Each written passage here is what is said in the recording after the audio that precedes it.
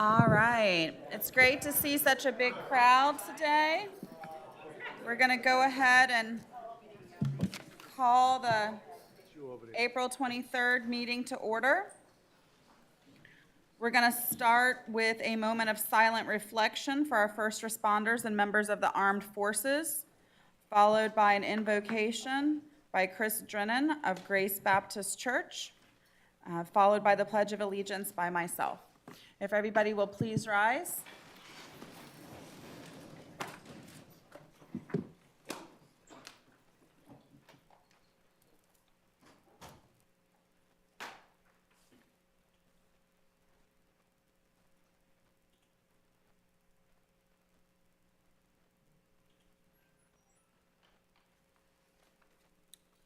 Let's pray. Our gracious Heavenly Father, we thank you for all your many blessings. We are thankful for life, health, and strength. We are thankful that you have allowed us to live in the freedom of this country. We pray for our leaders, for wisdom, for knowledge, and understanding as they attend to the problems and situations of our land. We ask that you would help them to do what is right, what is honorable, what is just. Create a desire within them to please you and to use them to help bless and prosper our county. Guide our leaders as you see fit. We pray for them that they will yield to your spirit and to your wisdom. Lead them according to your perfect will. We pray for protection over those who serve as first responders and for those in our military, and we pray for your guidance and your help for them this day. And we pray, Father, for your blessings upon this land. We ask these things in Jesus' name. Amen. Please join me in the pledge. Pledge allegiance to the flag of the United States of America and to the republic for which it stands, one nation, under God, indivisible, with liberty and justice for all.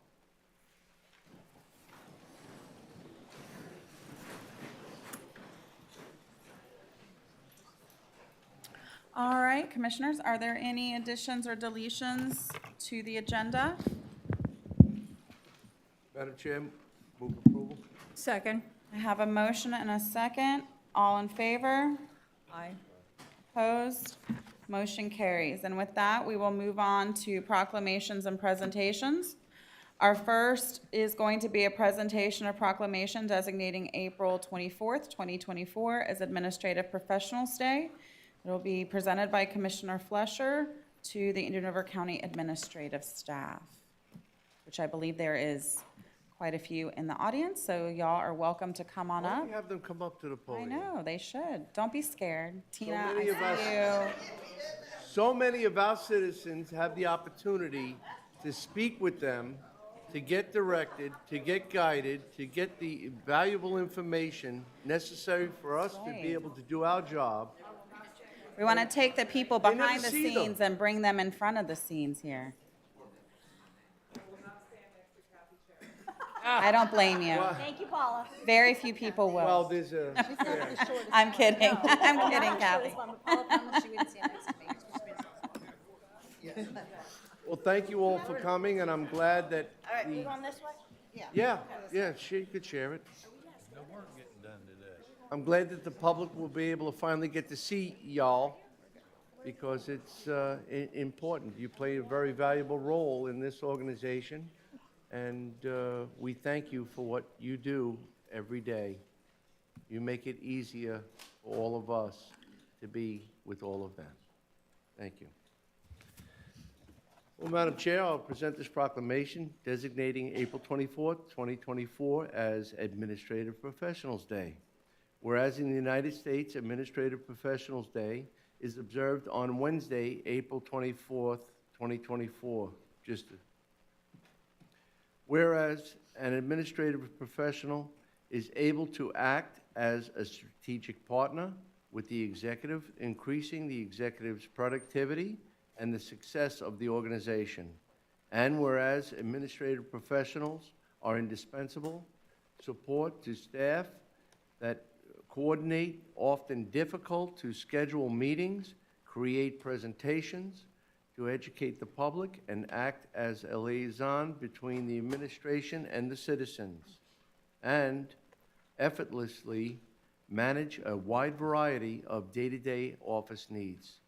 Whereas, as a master of time management and multitasking, the administrative professional ensures smooth and efficient business operations. And whereas Indian River County recognizes our administrative professionals as the backbone of the county operations and celebrates the extensive skills, knowledge, and expertise that our administrative staff provide to all county residents, and honor our amazing staff on this day. Now therefore be it proclaimed by the Board of County Commissioners of Indian River County, Florida, that we recognize April 24th and 2024 as Administrative Professionals Day. The Board of the County Commissioners requests that all county residents take the time to thank administrative staff for their dedication. Duly adopted this 23rd day of April 2024, and it is signed by all 5 county commissioners. I can't say enough about your value. So with that, I think there's enough of you, if you each take about 10 to 15 minutes to explain what it is exactly you do to bring, Tina, you're first, and to bring the community together with us. Again, there are words here, but I don't think we can place the amount of words necessary to identify the diverse environment that you work with every day. And from the bottom of my heart, thank you. And you want to speak? Somebody wants to speak? No. You know, see, that's it. You all are great listeners, and we appreciate that, and I know the public appreciates that too. To the public, I want to say, this is your team, and also, you know, sometimes the administrative assistants ask some bold questions.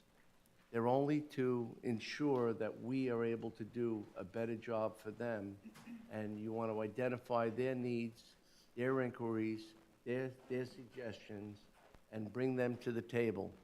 And so I thank you very much. Do I have to say my address? You- This is your address.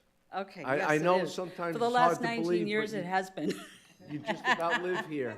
I do, I refer to it as home. So I just wanted to say, working in the budget office, you never know what's on the other end of the line. I imagine we all go through that sometimes. We pick up We a do. phone call from an outside line, and you don't know, because sometimes I'm animal control, sometimes I'm planning, sometimes I'm John's assistant, because Google has the budget office line for a lot of these. They want to call animal control, and then you call 1214. So we just have to always be prepared to help the people in the kindest way possible, because there's sometimes confusion. And sometimes they're calling the tax collector's office. So time given, I always try to just be kind, number one, listen, number two, write everything down, number three, and then try to help them without having to transfer them, because you never know if then is somebody gonna be on the other line. And to me, it's very frustrating as a citizen when I call a county line or a city line and then just get transferred all over the place. So, you know, and working with everybody here over all these years, you know, we all just try to work together and help, you know, so, thank you. Thank you. You guys all do such a great job.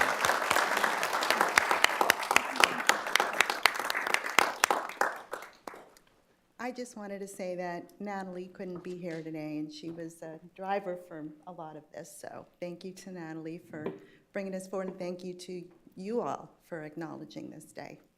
Thank you. Thank you, guys. I think we can get them all in a picture. Yeah, come on up.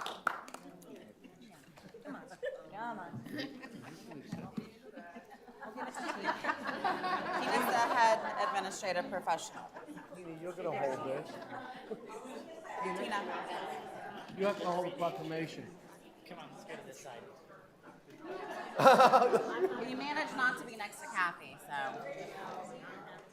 Lou's actually a little short.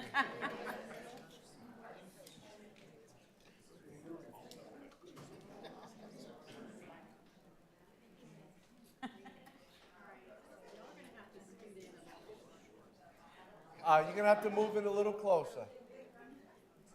There you go.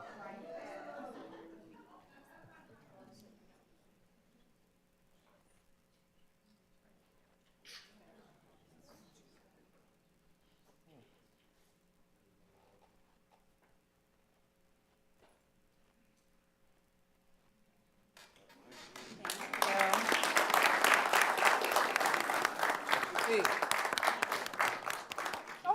Thank you.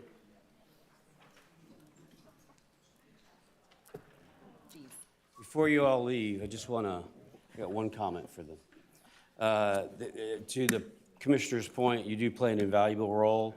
Each of you are critical to the success of our organization, and not sure what we would do without you. And I can only speak for myself. I would appreciate your patience and understanding if I have to call you. I mean, I certainly, I think I pray for Tina because she has to deal with me on a day-to-day basis. But I do appreciate all of you and the assistance that you provide your departments. And also, I know when I have called upon your department and you have provided me assistance, so I want to thank you. And I know how integral you are to the organization. And I know all the directors and all the other staffs appreciate what you do for all of us on a day-to-day basis. Unsung heroes, thank you.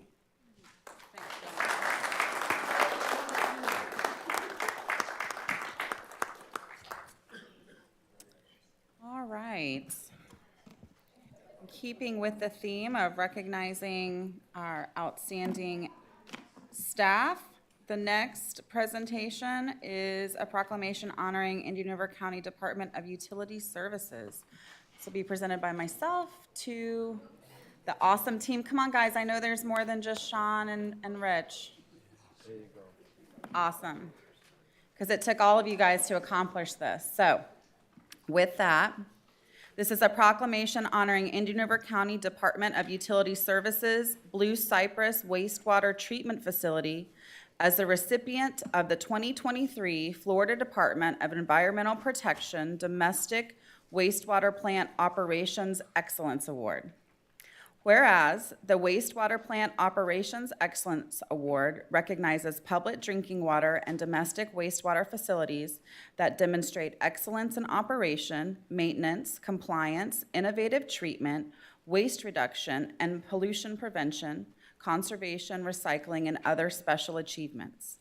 And whereas on March 12th, 2024, Indian River County Department of Utility Services received the Florida Department of Environmental Protection's 2023 Domestic Wastewater Plant Operations Excellence Award for the Blue Cypress Wastewater Treatment Facility.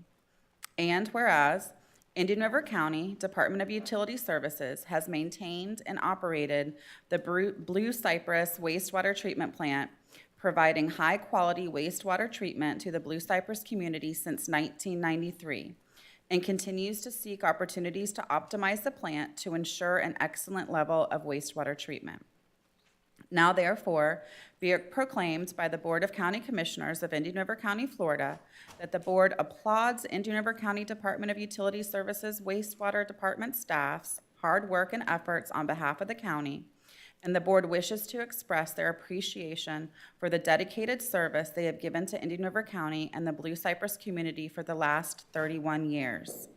And be it further proclaimed that the Board of County Commissioners extends their support for the department's continued high degree of commitment to the operations and maintenance of the Blue Cypress Wastewater Treatment Facility, adopted this 23rd day of April 2024. Thank you, guys. I just want to say, first of all, we can't be more proud of what you guys have accomplished with this award and representing Indian River County. I mean, it's amazing. And to get this award for something so removed from where most of us are, all the way out in Blue Cypress, really speaks to the quality of work that you guys are doing. I mean, I could go on and I'm just gonna sound like a broken record, but truly at the bottom of my heart, I'm so very proud of y'all. I'm so excited that you're on our team and that you're representing us and doing that hard work. And just, it's fantastic and amazing. And we wanted to just kind of recognize you guys for that work and for receiving this award, because it really, I mean, it's a statewide award for wastewater. That's fantastic, especially in this county, as important as that is to us. Thank you guys so very much. Sean, I'm sure you want to say a few words. Yes, Commissioner Adams. Thank you. Sean Leesky, Director of Utilities. You know, you mentioned this about team, and it is teamwork that makes the dream work, right? And this is a great team of operators, of mechanics, of electricians, of management staff. We've just got a great team that works hard every day. And as you mentioned, this is a facility that's far removed from the actual main part of the county. It's about 20 miles outside of town, west of town. And so traveling out there daily to kind of keep things up, we don't really have remote communication with the site, so our staff has to currently go out there. We're working on that. So we are working to get SCADA out to that system, which helps us to operate it more remotely. But until that, we've had to have staff out there pretty routinely to help maintain the facility. So, I mean, it's a testament to the hard work that the staff puts forth every day. So I appreciate all their hard work, and it really is, can't do it without these guys, so. Amazing, amazing. And I want to say that if, for those of you that are not aware, Blue Cypress is an environmental gem out in the western part of the community. So having a wastewater facility like this that's maintained properly and doing its job helps us protect that environmental integrity that we love so much out in the western part of the county. So, Rich, did you want to say anything? This is your team, man. You did this. I want to. And while Rich is walking up, I want to point out that Rich has been going around to a lot of conferences and talking to young people about what it is to do this job and really getting people involved and telling our story of Indian River County and what we do and what he does. And I so appreciate you being an ambassador for the county and for the utilities department. It's wonderful to see you guys out there doing that. Thank you for that. You know, I can't say enough about these guys. You know, they really pull together when they need to and can get out there and get the job done. You know, Blue Cypress Lake is actually the headwaters of the St. Johns River. So we don't take that lightly. We don't want to pollute what's downstream of us. So we take a lot of pride in what we do, and these guys really do work hard at it. And I appreciate the commissioners, you know, recognizing that. Thank you. Fantastic. Thank you guys so much.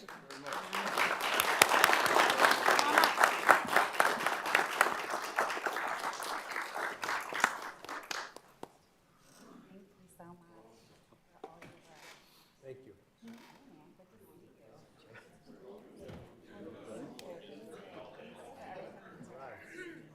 Hey, what's going on?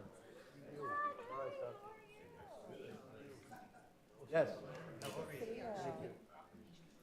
Thanks for going out there to recruit. Can I give this to you because this is yours? See you. Good to see you, man. All right, you got to take the obligatory picture. There's a piece of tape in the middle that's the middle on the floor. So some of y'all have to come to the other side. Somebody's got to shift to the right.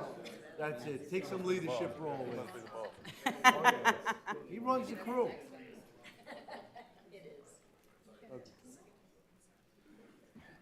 It's me. I'm short, so you're good. I stand on my tiptoes.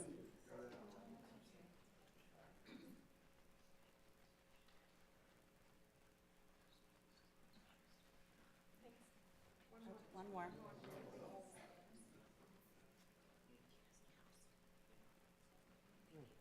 Thank you.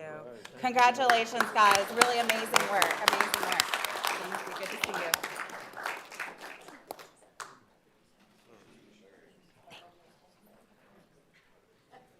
Mr. Chair.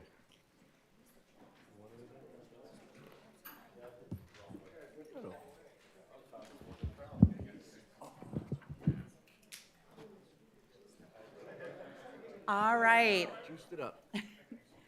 With that, we're going to follow that proclamation with a presentation of proclamation for National Telecommunicators Week, presented by Commissioner Lohr to Sheriff Eric Flowers and his team. Come on down.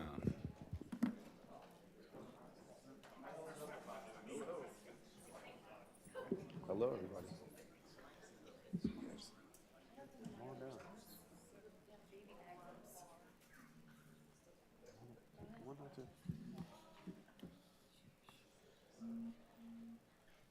Thank you, Madam Chair.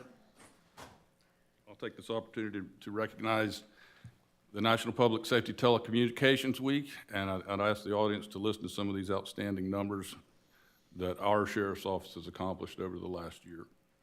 Whereas emergencies that require police officers, fire, and emergency medical services can occur at any time, and whereas when an emergency occurs, the prompt response of police officers, firefighters, and paramedics is critical to the protection of life and the preservation of property. And whereas public safety dispatchers are the first and most critical contact of our citizens who have contact with emergency services, as they are a vital link to our police officers and firefighters by monitoring their activities, providing them with information, and ensuring their safety. And whereas each dispatcher has exhibited compassion, understanding, and professionalism during the performance of their duties in this past year. And whereas Indian River County Sheriff's Office public safety dispatchers dispatched 171,232 calls for service for law enforcement and 35,936 calls for fire rescue in 2023. I think we should pause right there and give them a round.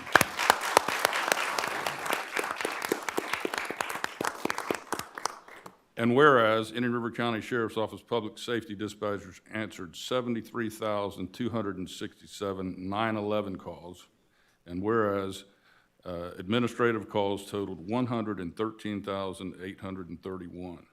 And whereas public safety dispatchers in Indian River County Sheriff's Office have contributed substantially to the apprehensions of criminals, suppression of crime, and treatment of patients, and they are knowledgeable and highly trained individuals who work closely with police, fire, and medical personnel.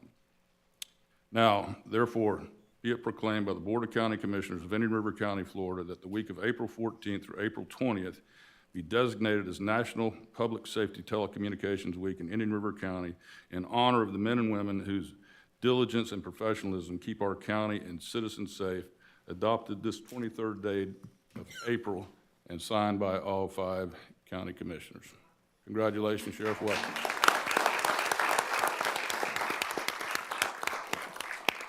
Commissioners, thank you so much for taking time to pause and recognize our unsung heroes at the Sheriff's Office, our folks in our 911 dispatch center. Every year I come here and thank you for doing this, for recognizing Telecommunicators Week. And every week every time I come here, I remind the public that our 911 dispatchers are still not receiving that high-risk retirement that the rest of our law enforcement do. And I will continue to champion that and fight for that as long as I'm the sheriff. And I believe that these folks are dealing with stress every single day. The calls that come in, we have scientific studies now that have shown the stress of answering a 911 call, taking on the burden of that person, never getting closure, and then moving on to the next call is just so detrimental to your health. And our folks do it every day.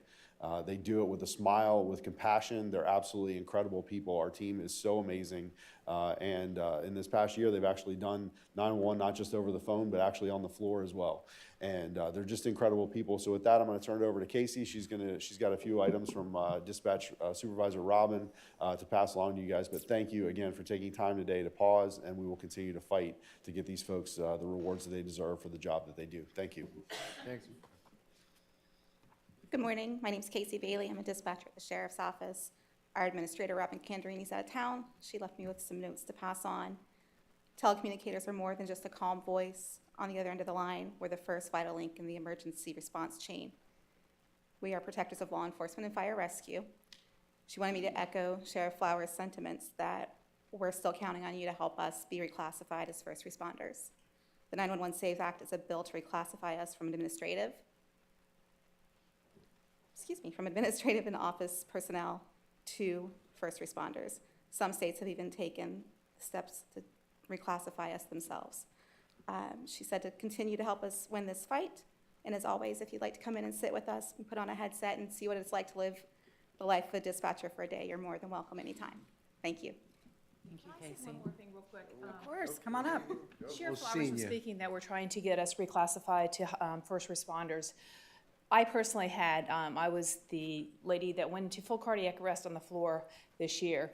And the heart and lung bill that's out there, I think that needs to include us as dispatchers. Because of that did not include me. I had to take and use my own sick and vacation time, but I truly believe that what happened to me was a culmination of the almost 40 years of stress that has been put onto my body as a dispatch supervisor for the Sheriff's Department. So if you guys have time to look into that, I think that that is something that's worth, addressing and kind of seeing if we can't include dispatchers in that heart and lung bill. To my knowledge, I was the only one with this agency that's ever had that happen, to go into full cardiac arrest on the floor, and thank goodness, our dispatchers are so well trained that they immediately recognized what was going on, and they immediately started CPR, ran and grabbed the defibrillator that we had outside the door, shocked me, and then fire rescue came and took over from there. So I will forever be indebted to them. And with that being said, thank you.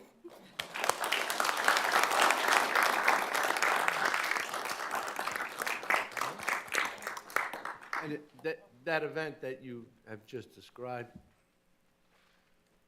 that hit pretty hard, and you were the last, that was the last time that you were here before us. And then you went back to the office, and the information that we got, I could not digest. No, she was just here. It was, Her sister. wow. I have to say that. Away from the office either. What- Sisters are there every day. Yes, yes. And we're glad you're up and about and here. I think you're the only person there that I was connected to making sure that I got where I had to ensure that people got what they need, and you got us home safe. So I'm glad you're home safe too. Well, we as a group, that's what we strive to do each and every day. That's our passion. So, Chairman? Thank you, Madam Chairman. As you know, like Sheriff Lohr at the time, Commissioner Lohr and Commissioner Fleischer, we served with these ladies and gentlemen for many years, doing what they do, and I was also shocked to hear that, because Sam, my son, told me that afternoon, and I was like, no way, because people have to recognize that your first responders, your dispatchers, we're still humans. We're still just regular people that get affected in different ways by different things. And so it's very important to recognize how important the job they do. Everybody thinks that our dispatchers or police officers or sheriff's deputies or firemen, we're all Iron Men, we're invincible. And some of them think that too until something bad happens. And so it's very important that we recognize what these dispatchers, what these telecommunicators do, and realize that they do. Sheriff, they do deserve the high-risk benefit, just like the rest of us, because we certainly couldn't do our job without them. So they're an integral part. But thank you, each and every one of you, for what you've done and what you will continue to do. Much appreciated.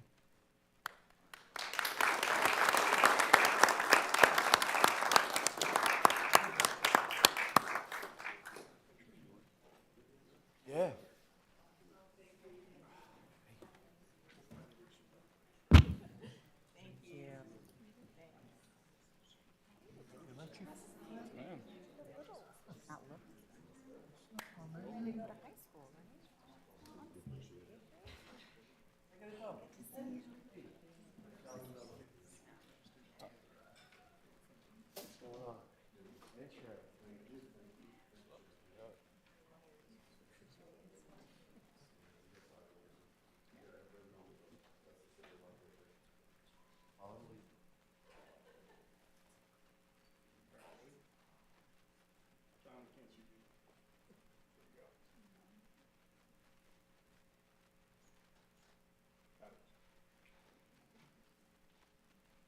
You put Kent in charge of taking the picture?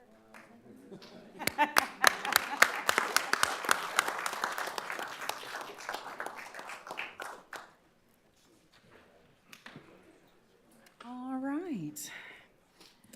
Our next proclamation is going to be a presentation of proclamation designating the week of May 6th through 12th as National Nurses Week. This will be presented by Commissioner Ehrman to Meritas Quinto. Did I say that right? I apologize if I did not. All right. You did, thank you. Okay, fantastic. Welcome. Go ahead, Commissioner Ehrman. All right. This is pretty cool. We go from one group helping people to another group helping people. That's awesome. Welcome, ladies. Thanks for being here. I'm proud to read this proclamation designating the week of May 6th to the 12th, 2024 as National Nurses Week. Whereas registered nurses in the United States constitute our nation's largest healthcare profession, whereas the depth and breadth of the registered nursing profession meets the different and emerging healthcare needs of the American population in wide range of settings, including the front line of the pandemic. And whereas the American Nurses Association is working to chart new course for a healthy nation that relies on increasing access to primary and preventative health care and better to utilize all of our nation's registered nursing resources.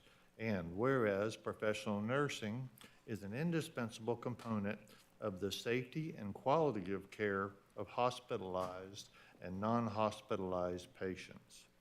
And whereas the demand for registered nursing services will be greater than ever because of the aging of the American population, emerging health challenges, the continuing expansion of life-sustaining technologies, and the explosive growth of home health care services.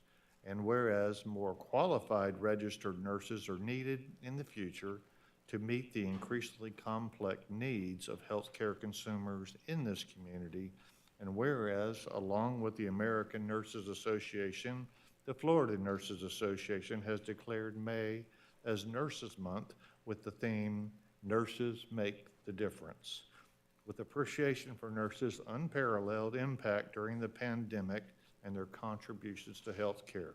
Now, therefore, be it proclaimed by the Board of County Commissioners of any River County, Florida, that the week of May 6th through the 12th, 2024 be designated as National Nurses Week in any River County, and the board encourages all residents to join us in honoring the registered nurses who care for us all, not just during this month, but at every opportunity throughout the year.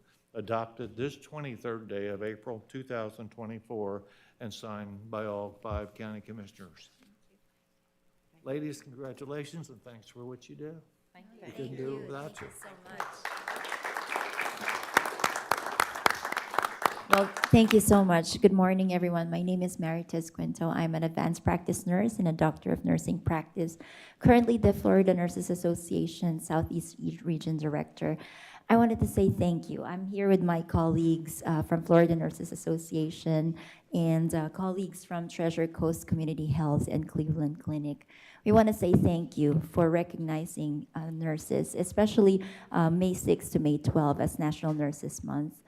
We nurses, we are experts. We are specialists in our field. And most especially, we care for our patients. We are advocates of our patients. And with this, we support our community. I wanted to really emphasize on that because with this advocacy of taking care of our patients, you as part of our support for recognizing our efforts, we appreciate the support that you provide with workplace violence issues affecting nurses. Also, the nursing shortage that was mentioned in the proclamation, and most especially for the extent of scope of practice of advanced practice nurses. There's a lot of work. There are things that we can do and we do every day selflessly with passion for our patients. And this is why we make a difference. And with your support together, we are making a difference. So thank you so much for this recognition. I really wanted to share the podium with my colleagues, if that's okay. Of course. Hi, good morning. My name is Stacy Abel. I'm an emergency room department nurse, and I just want to thank you for recognizing us from May 6th to 12th, and we appreciate the honor. For myself, I'm humble and grateful to be able to serve the community in their most vulnerable time and just make it as comfortable and easing and have empathy for each individual and know that I'm making a difference in the community. So I thank you very much.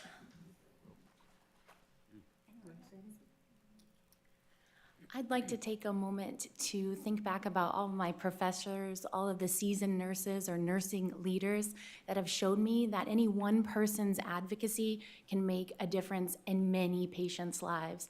When we look at the Healthy People Goals of 2030, we think about how nurses can impact communities and the nation as a whole. I think that our nursing leaders sometimes work behind the scenes and we don't get to see some of the advocacy efforts that they do. But I'd just like to take a moment to thank all of the nurses that have ever helped me, guided me, and encouraged me to advocate for my patients. Thank you. Well done.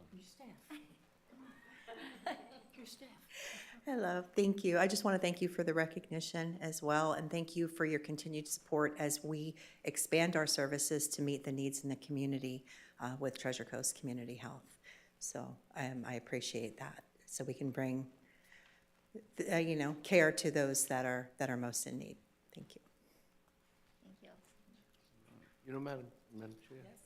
When somebody goes through a life event and they have the journey through the hospital, they thank the Lord, they thank the doc, and it's ironic that they spend so much patient contact with our nurses. Every time you go to a medical facility, you have more contact with the nurses than any other individual in the organization. So I want to say thank you, and you well deserve that recognition. Thank you. Thank you. So much. Thank you very much. Thank you. Appreciate that.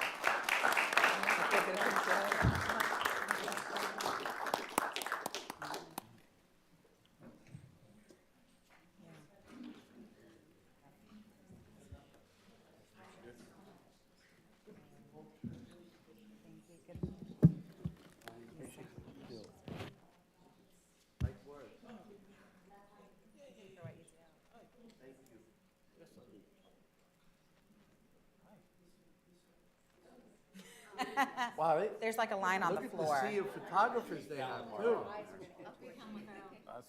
Brought I your like own that. team.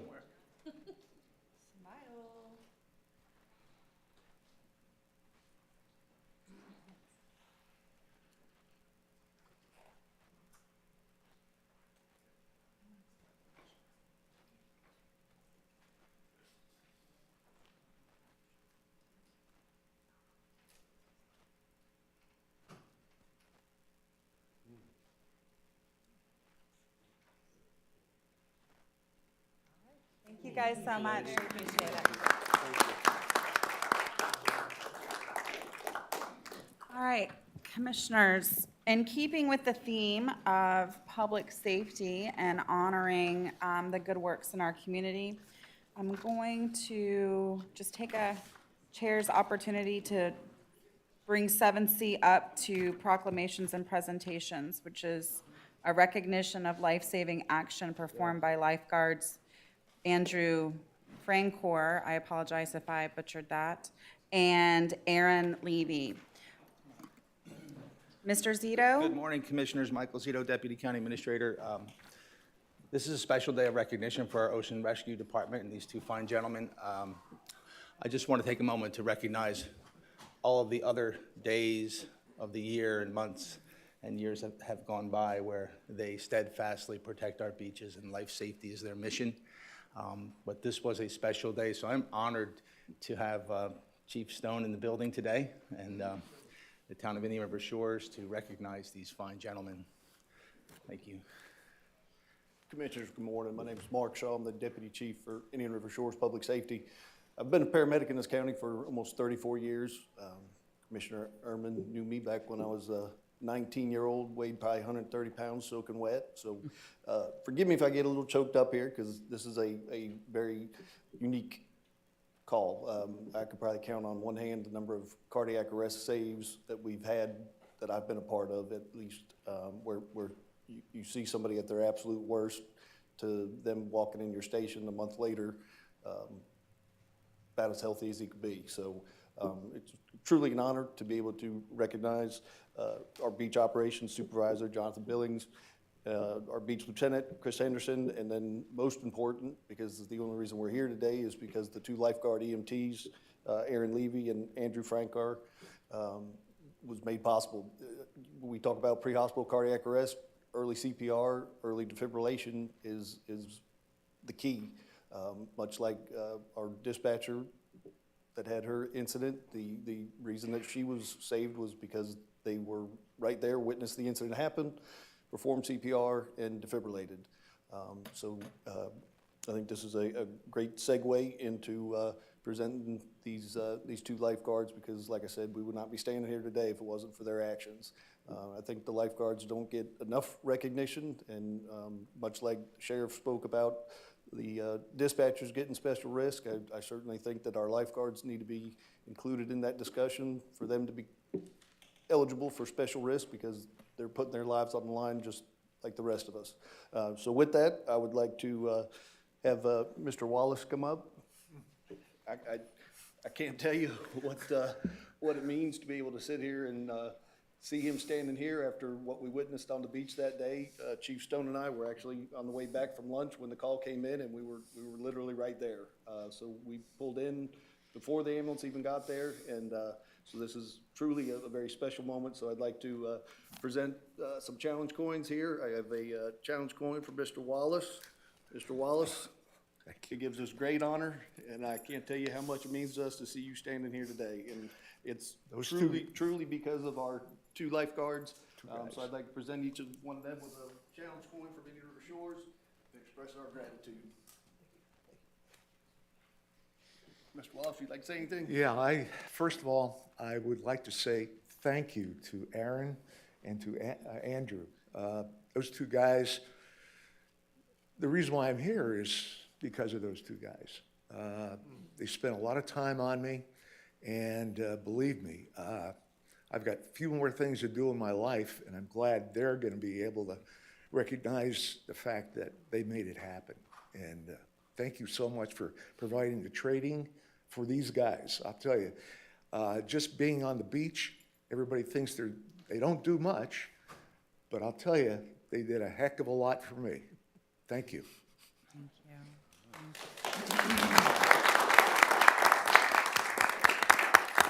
Hi, Commissioners. Jonathan Billings, Beach Operations Supervisor. I'd like to say these are two great examples of the dedication that we strive for out at the beaches, and I too would like to present them with an accommodation coin from the Florida Beach Patrol Chiefs Association for their hard work and training and dedication. Thank you. Thank you.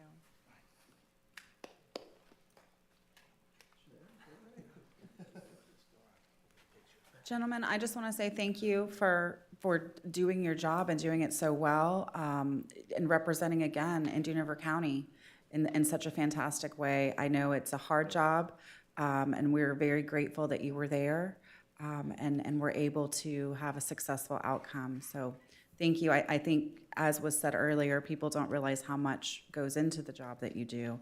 It's not just fun and sun.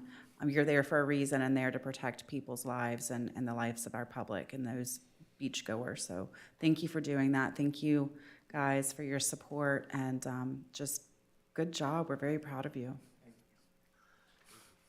Thank you.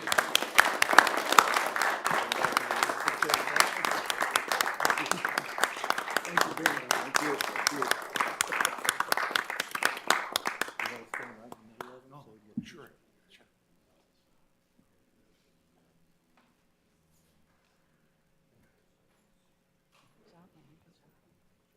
Sure.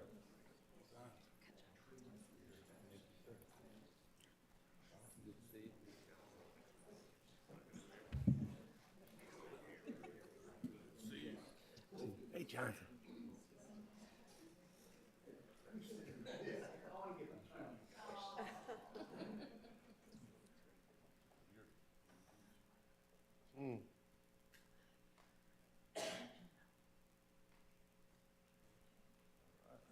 Thank you.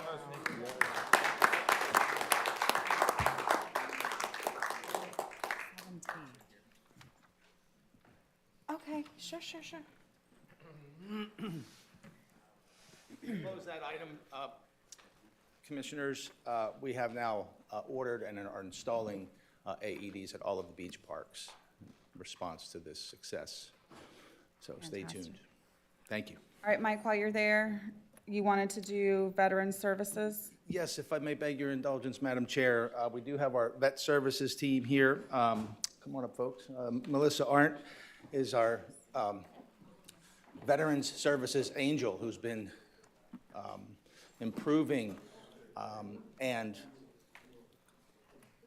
taking our department level of service single-handedly to a level unseen before in this county. I think those who attend the council meetings would testify to that. But I have the privilege of introducing our team.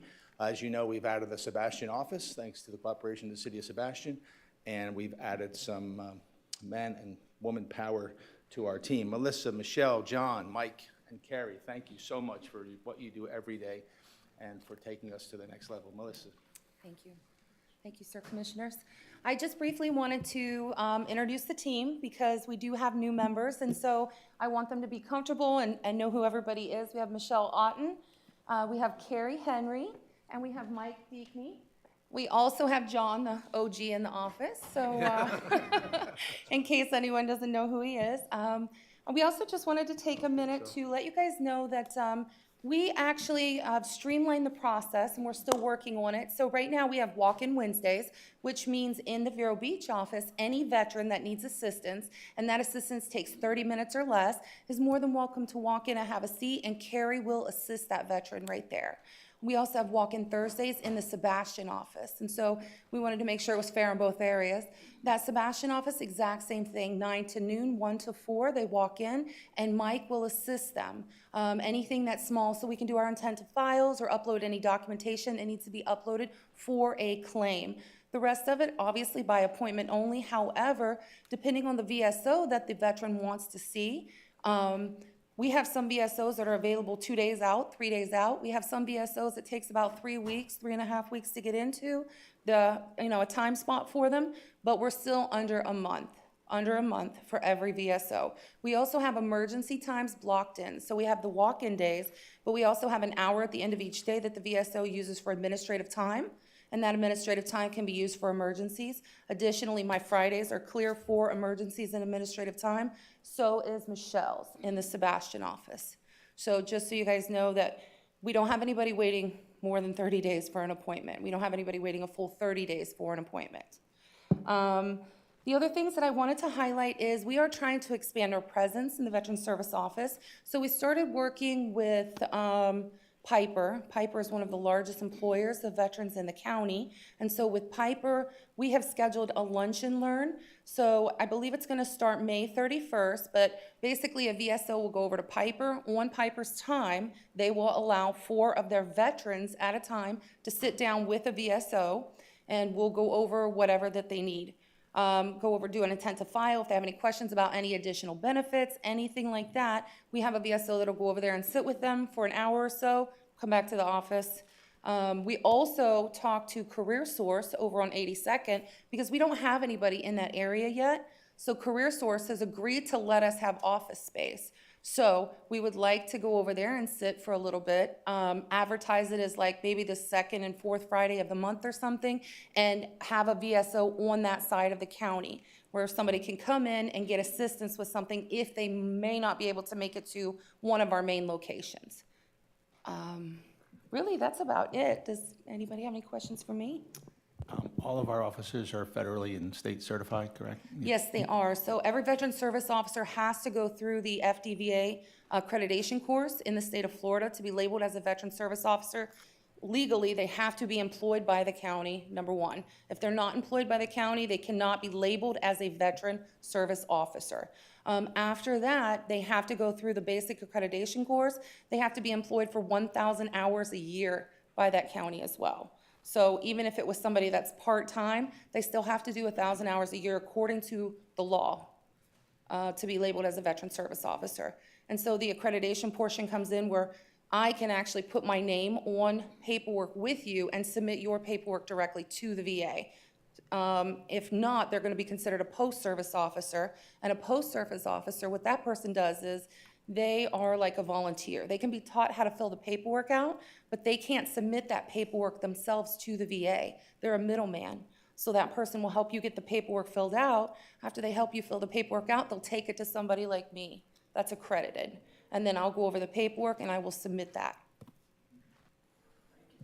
Well, sorry. Madam Chair, we'd just also like to note that, well, Melissa noted that the wait times have gone down to less than 30 days. Yes, sir. During the same time period, there's been an increase of like more than 53% of support calls and visits. And I actually think it was an 8.4% actual visits from, comparison to the prior quarter, quarter one. So they are seeing increased service, but they're actually doing it more efficiently and handling it in a more timely manner. So we want to thank you all for your commitment to our veterans. Thank you, sir. Madam Chair, I just want to add that we were all provided a brief bio of each of you. Very proud of you. I'm very happy that you've joined our team. We've gone leaps and bounds in the last 6 to 8 months. Very proud of you, and I know you're here. Thank you for your service too many times, or not enough times, but sincerely, thank you for your service. Thank you. Yes, sir. Wonderful. Thank you, guys.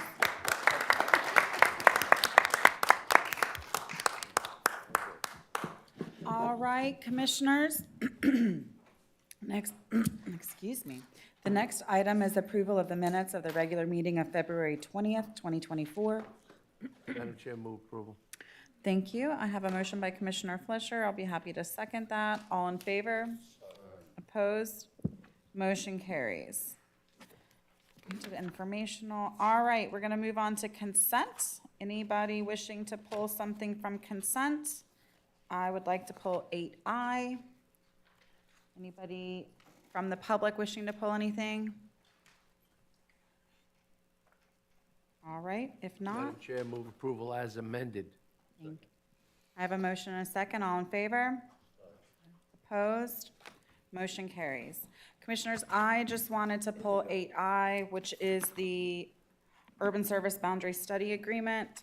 Not because I have a problem with the item or a question, but I did want to take the opportunity, Chris is here, so I can let Chris do it, to let everybody know about it and where they can go for further information. We have a fantastic website with a survey and all sorts of information if people aren't sure what the urban service boundary is and those types of things. So take it away, Chris. Good morning, Chris Balter, Chief of Long Range Planning. Yes, so before you will have a change for the actual USB contract. It's to add additional timings for the workshops to do both night and day. So we've recently sent out about 87,000 emails to all the voters in Indian River County that are registered for the urban service boundary. For those who don't know what the urban service boundary is, it's the boundary where we actually provide urban services, water, sewer, and actually encourage development there.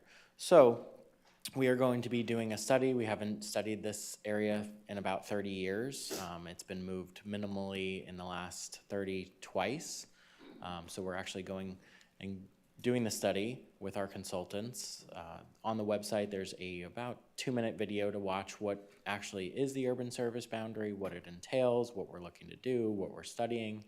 And then it also gives a whole survey, about 13-question survey for everyone to answer how, they'd like to see the county in the future and what are some important details that they would like, and as well as it gives the meeting dates. And there's a little Q&A, answering fact question area, as well as email addresses to reach us as well. So Commissioners, I just wanted you guys to know and the community to know that this is a great resource as we go through this process. There's a lot of information there, the project timeline, the video is excellent, and also the listing of all the workshops and the timing on that.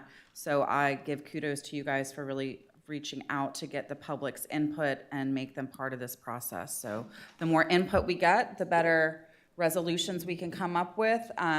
So I just kind of wanted to give the opportunity to highlight that as we kind of kick this off. So. Sure, and for the workshops as well, we're gonna have 2 workshops at the North County Library, 2 workshops at the Commission right here, and then 2 workshops at the IG Center. So it gives everybody an opportunity to participate day or night. So correct. Come on out and let us know what you think. We look forward to the input. And with that, I really didn't have any issue with the agenda item, so I'm happy to take a motion for approval. Madam Chair, move approval. Second. Thank you. I have a motion and a second. All in favor? Opposed? Motion carries. And with that, we'll move on to public hearings. First item is 10A1, consideration of an ordinance of Indian River County. Are you taking this one too? I won't read the entire thing. Okay, then I'll read it while she gets here. Consideration of an ordinance of Indian River County, Florida, amending the zoning ordinance and the accompanying zoning map for 19.6 acres from A1 Agricultural District to RS3 Single Family Home Residential District. This is a quasi judicial, so I can go through my quasi judicial checklist while she gets here. The attorney will be so proud. All right. This is a quasi judicial proceeding. The parties to the proceeding are Indian River County, and let me pull up my agenda, and the applicant. I guess I should name the applicant. Sorry, I'll get my life together sometime today.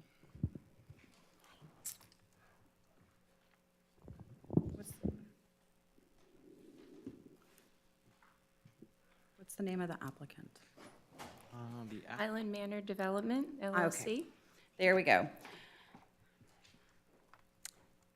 So we'll go through our checklist. Commissioners, please disclose if you've had any ex parte communication, site visits, or independent investigations. Commissioner Lohr. I have not. Commissioner Flesher. No, I have not, none I'm aware of. I have not as well. Commissioner Ehrman. I have not. Commissioner Moss. No site visit, but I did request the traffic impact analysis, and that was done by MBV Engineering. I have a copy of that. And I requested the draft minutes from the P&Z meeting, which was held on this matter, and that occurred on March 14th, 2024. I also viewed the video of that planning and zoning meeting, and I received emails from several people, Rob Shapiro, Peter Dubay, a telephone message from Peter Dubay, and another one from Beth Shapiro. I spoke with only one of them. At that point, I didn't know what it was about, the nature of the call. And in speaking with Mr. Shapiro, I explained to him that it was quasi-judicial, so the best thing would be for him to state, his concerns publicly. And that's it. All right. Yes. Just for clarification, this matter came up before the Environmental Lands Committee, and I believe Commissioner Ehrman was there and present during the presentation. Was that last week? Yes. Okay. Last week, it was nominated to be reviewed by the Environmental Lands Acquisition Panel. All right. What that means is it met the criteria, and it's going back to staff to go talk to the owner. Right, to or start that whoever is in- process. Whoever might be interested in selling or not selling, that's the extent of Okay. where it is in environmental lands. Okay. Bill, does Commissioner Moss need to put those emails and things to the clerk as part of the record? That'd be fine, yes. Okay, fantastic. All right. Next, we need to confirm that commissioners have an open mind and are able to base their decisions on the evidence presented and applicable law. Commissioner Moss. Cannon Chow. Commissioner Ehrman. Do you have an open mind and you're going to base? and will. Okay. Can and will. Commissioner Fletcher. I can and will. Thank you, Commissioner Lohr. All right, at this time, we'll open the public hearing. Anybody that is going to provide testimony, or I guess, speak on this item, testimony sounds so strong. Anybody that's going to speak on this item, please rise so the clerk can swear you in collectively. Do you swear or affirm to tell the truth, the whole truth, and nothing but the truth? Wonderful. At this time, then, we will start with a presentation by county staff. Good morning, Board. Good morning. For the record, my name is Cindy Thurman, Senior Planner, Long Range Planning. Today we have before you rezoning requests from Island Manor Development, LLC, request from A1 to RS3. We'll look at the property. Thank you, Chris. Shows that the property is located on the western portion of the North Barrier Island and contains 19.6 acres. This property, or a portion of this portion of the Barrier Island includes the Captain Forster Hammock Preserve, a state-owned land that the county has a long-term lease to manage as a conservation area, and the RS6 Single-Family Island Club Riverside subdivision to the south. The surrounding land use pattern consists of a mixture of conservation land to the north and east, single-family development to the south, and the Indian River to the west. The property is currently zoned A1, agricultural district, which permits 1 unit per 5 acres. There are 2 small individually owned parcels zoned RM6 located at the northwest corner of the subject property. And as we look at the zoning map, we see the RM6 and we see the subject parcel. They're in the pale green, A1. The blue is the conservation, C is CON1-1. And the tan is the RS6, the existing Island Manor Club Riverside subdivision.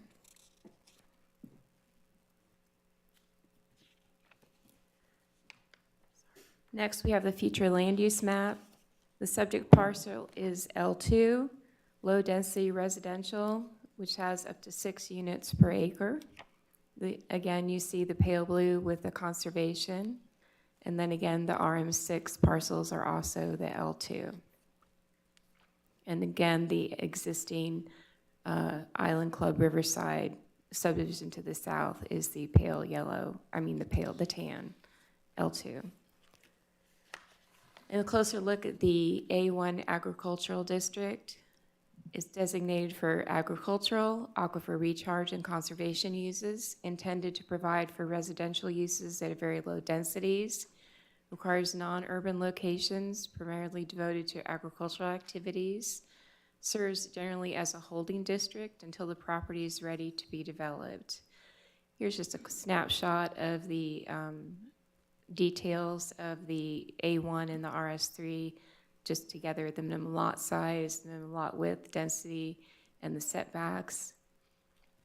And then next, the RS3 proposed zoning. It is just generally a single-family zoning district designated for low-density, single-family residential development, ensures adequate public facilities are there to meet the needs of the residents.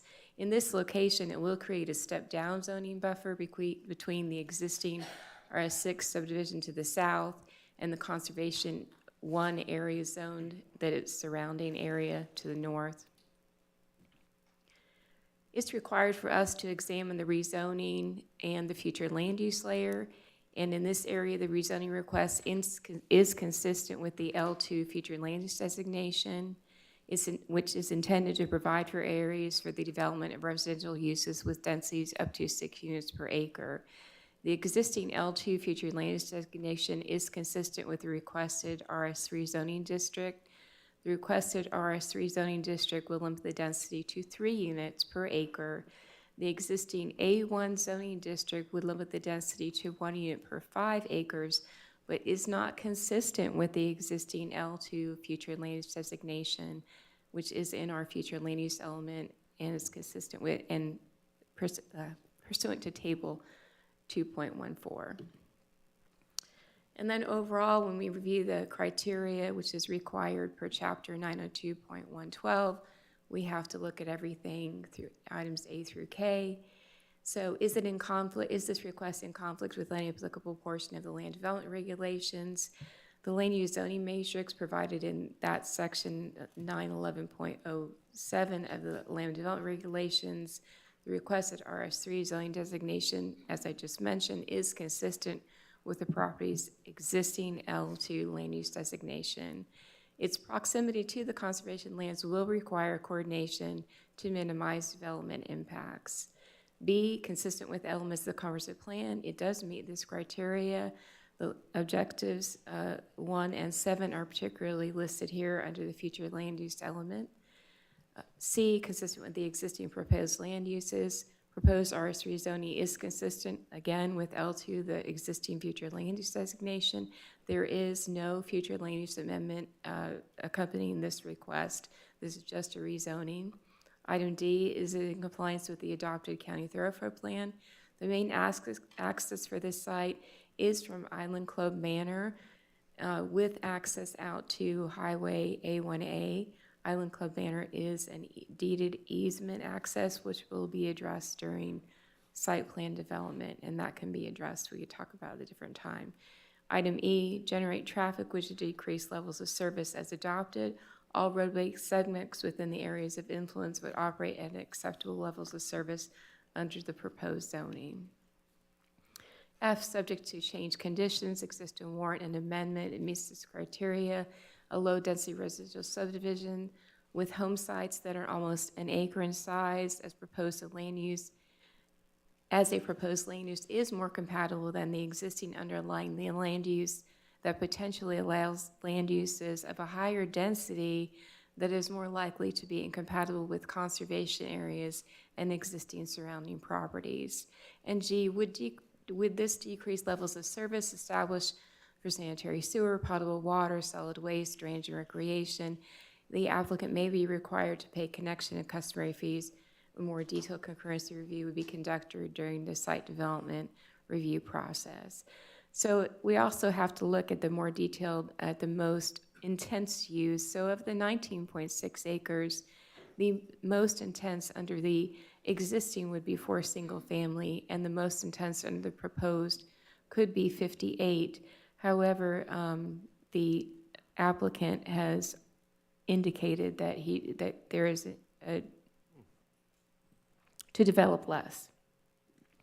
Item H, result in a significant adverse impacts on the natural environment.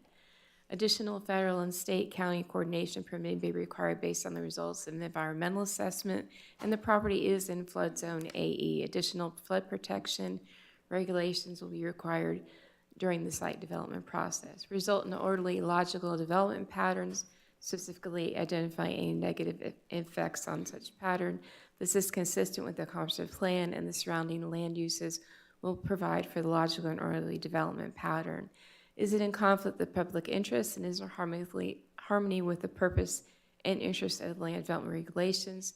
This request is in harmony with the purpose and intent of the land development regulations. And K, any matters that may develop deemed inappropriate for review of the consideration of the proposed amendments such as police protection, fire protection, medical services. All criteria, concurrency mandate facilities have adequate capacity to accommodate the most intense use under the proposed zoning district. So in conclusion, the requested RS3 zoning district is compatible with the surrounding area, is consistent with the goals, objectives, and policies of the county's adopted comprehensive plan, is consistent with the county's land development regulations, is deemed suitable for RS3 zoning, can be supported by staff. The Planning and Zoning Board recommended unanimous approval at their March 14th meeting, and the recommendation is that the staff and the Planning and Zoning Commission recommend that the Board of County Commissioners approve this request to rezone the subject property from A1 to RS3. Fantastic, thank you. Commissioners, are there any questions of county staff? Yes, ma'am. All right. Commissioner. Chris? Sure. Even if we passed a rezoning change, it doesn't prevent it from being selected and bought under the bond. That is correct. Even with the rezoning change, if it was to be passed today, it could still be bought as environmental land. Okay. Commissioner Moss, did you have questions? Yes. Item H, under the considerations with regard to this, in our books, the backup material is a little bit different from the slides that were just presented. And that mentions, and I'll just read it, the property directly abuts the Captain Forrester Hammock Preserve and may contain wetlands, and potential habitat for listed species. So do we know if, it says may contain Correct, wetlands. because a wetland delineation has not been done yet. During site plan development and environmental assessment will have to be done, and then any wetlands will be delineated at that time through a wetland survey, and any endangered species will also be identified during that environmental survey. And at that time, then there's a couple different options. So one could be mitigate those wetlands and also mitigate the species, meaning pay to have them moved, or you can create a buffer. So there's a buffer option as well with wetlands and endangered species, where you keep them on the property and then design your project around them. And what form would the mitigation take? What form would the You said, yes, you said may Uh, mitigate. So there's a mitigation bank through the state, and they actually pay a fee.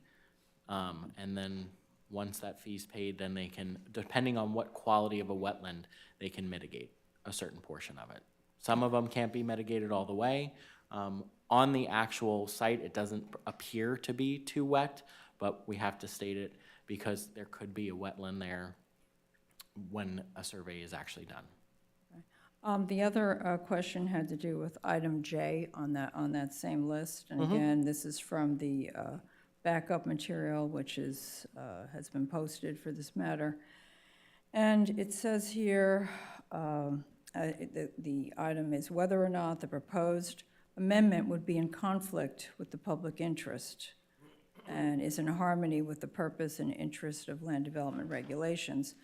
The answer that's given underneath that is stated as, and I'm just reading this, no detrimental effect to the public welfare has been identified. And, you know, in viewing the video of the planning and zoning meeting, there were a number of people who expressed concern about that. And unfortunately, you wouldn't know that from this backup material because it's reduced to a single sentence. I'll read it again. At the March 14, 2024 Planning and Zoning Commission meeting, the commission voted to recommend that the Board of County Commissioners approve this rezoning request. But there's no, that's it, it's a single sentence, and there's no indication of any public concerns or opposition when actually, you know, that did exist. People testified, you know, they stated their concerns, and it was recorded Sure. on the video. Public welfare means for life safety issues. That means that by rezoning this property, it would create a life safety issue that would endanger people. So by rezoning this property, it doesn't endanger anyone. They may not like the outcome of the rezoning because there's houses going where there was previously vacant land. However, there's no endangerment to anybody by the rezoning happening. So that it is in harmony with the land development regulations, and it doesn't cause any harm to the residents. So in danger in what way? Can you define that? Physically endangering them. Physically in Like danger? people might die. People might die if that sounds. Or be in otherwise physical danger. Health, yes, that's a good one. Health, safety, and welfare. Mr. DeBrawl? A concrete batch plant comes to mind with the dust and silica and things like that that might pose a health hazard. We had one of those, yes. Okay. Well, one thing that I'm wondering about is we don't know necessarily what the hazard is, and that is filling in the wetlands and how that affects the lagoon. We don't necessarily know that at this point. So it might not be something quite as apparent, shall we say, as as the construction site dangers. That's what I'm thinking. That's assuming that there's wetlands on the site as well. Right, and we don't know that. Correct. If I understand it correctly. And then that's why through the site development process, we, as county staff, look at all of that. And, you know, we have built-in regulations to our land development codes that don't allow just wetlands to be filled in automatically. It depends on the actual type. So there's different types of wetlands that allow for, if it's basically a lower grade wetland, they're allowed to mitigate that. If it's a higher grade wetland, they're not allowed to mitigate that, and they have to design their project around that so it stays on the land. Now, all of that is hypothetical, assuming that there's actually wetlands on the land. This land was previously grove land, which I doubt that there's any. I mean, I can't say with certainty that there's no wetlands, but with it being grove land, I'd highly doubt that it's actually has wetlands. There may be some endangered species as they do move from time to time from certain lands, and then those can either, like I said, be moved, or they can stay on the land and be designed around. Thank you. Going back on the slides, I think it's item B as far as consistency and contiguity of the comprehensive plan. Having this parcel designated or leaving it where it is actually inconsistent at this point. Is that fair to say? That's correct. If it's not changed, then we will have future inconsistencies. That's correct.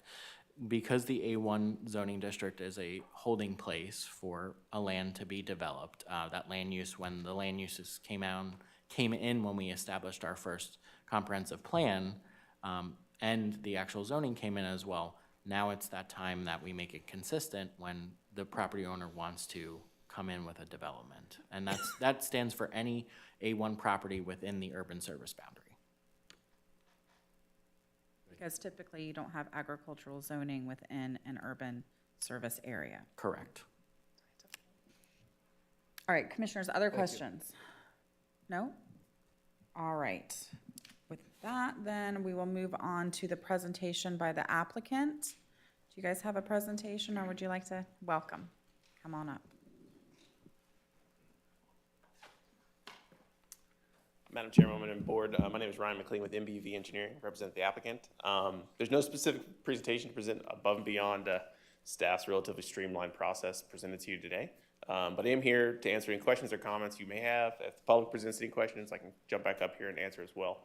But as you laid it out, yeah, relatively straightforward. A1 zoning to RS3. The intention, of course, was not push for maximum density, to find something that really fits the market and economic model going forward that we think would really kind of accentuate and, kind of provide that transitional buffer as far as from the denser RS6 to the Captain Forester Preserve to the north. Thank you so much. Commissioners, any questions for the applicant? No? All right. Thank thank you you. so much.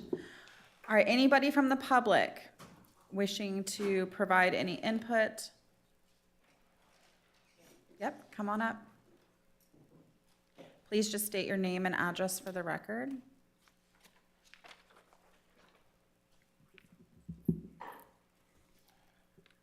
Thank you for giving us the opportunity to speak.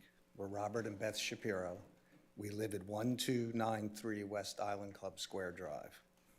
We are concerned. We're concerned about the building being impacted as homeowners and just the general community and the welfare of the environment. We do not represent any group or organizations. We're here just for ourselves. My wife's going to have a few words first. Thank you.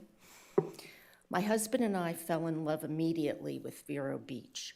Vero was very different from the rest of Florida we had known. It was not a concrete jungle. There was no traffic. It was quiet and peaceful. We were attracted to the unspoiled nature, the jungle trail, and the Indian River Lagoon. Since COVID, we have witnessed the frenzy to develop every available piece of property in the county. In just a short couple of years, much of the area is unrecognizable, with hundreds upon hundreds of home sites sprouting up, destroying vegetation, wildlife, ecosystems, and waterways. We just learned of and are now encouraged by the county's efforts to buy and preserve some of these special properties through their environmental land acquisition program. The Jungle Trail Manor parcel has been nominated for consideration by the ELAP committee. Instead of being rezoned for more homes, the property would be better suited for conservation with its beautiful natural vegetation, abundance of wildlife, and contiguous location to the Captain Forester Preserve, the Jungle Trail, and the Indian River Lagoon. And I'd also like to add that the proposed housing development will have a huge negative impact on the lives of the 200 or so homeowners in the Island Club. The construction will drag on for several years, bringing with it pollution, noise, dirt, dust, and congestion to our small roadway. In closing, please keep in mind what has always differentiated Vero Beach from other overdeveloped Florida towns. Please work hard to maintain and preserve the natural beauty and quality of life we've all come to love in our hometown. Thank you.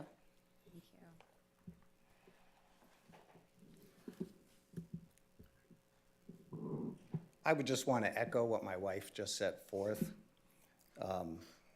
The special land is adjacent to the Jungle Trail, the Indian River Lagoon, and as mentioned, the Captain Forrester Park.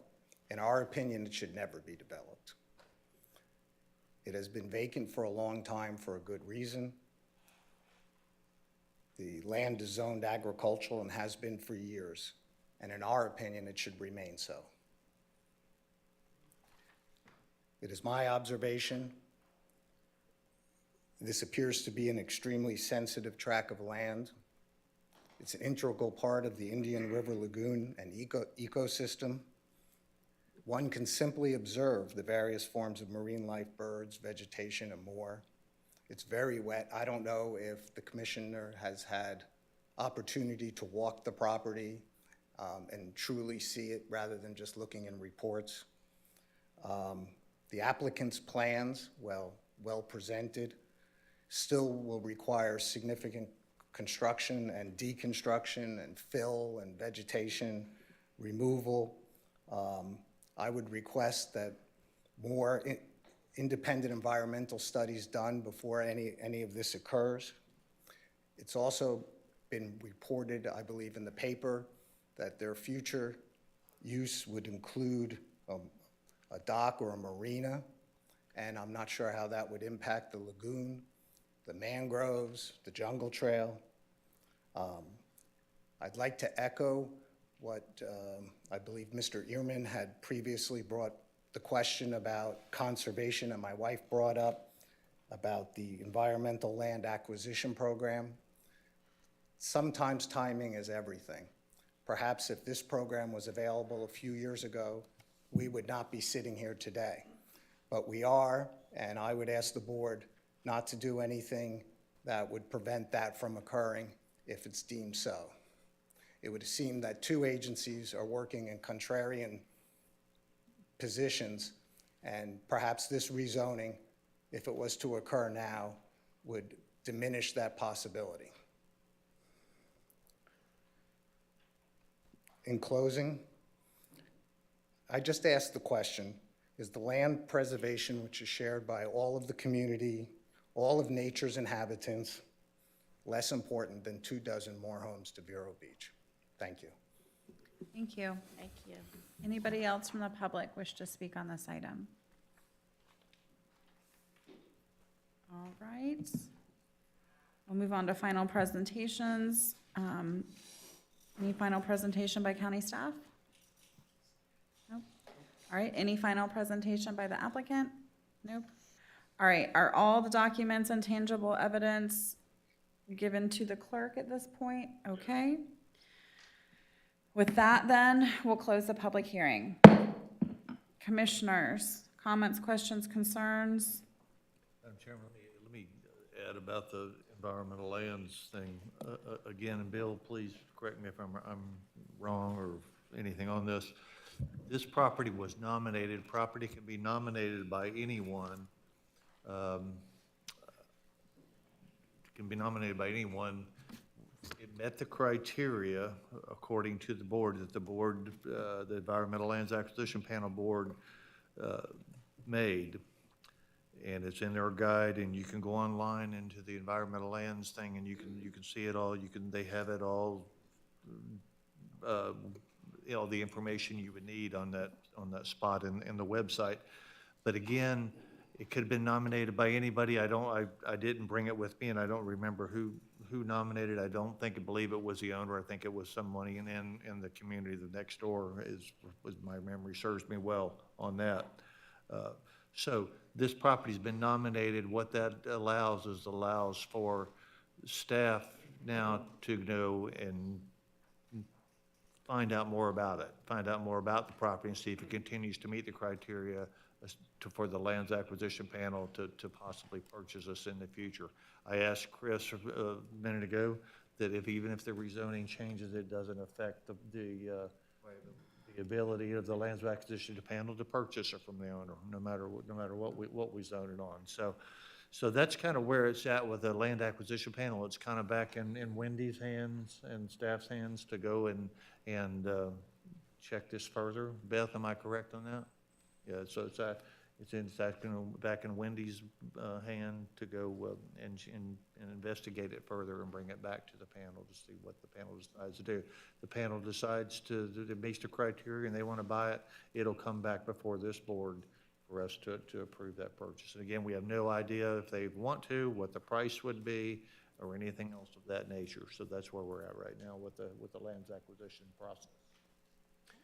Madam Chair? Yes. Earlier, I stated that I can and will, and most certainly will, and I had not conducted any site investigation or any other ex parte action regarding this decision. However, I want to be clear that in my former life in law enforcement, I spent a lot of time on Jungle Trail. And I believe that currently, what we have done with Jones Pier, what we have done with Captain Forrester, has enhanced the viability of our action for conservation and protected species. I also have observed in the past, many years ago, that there was some condos in the area with balconies and people cohabitating, and it works. And they're not obtrusive to what we have there in our conservation efforts.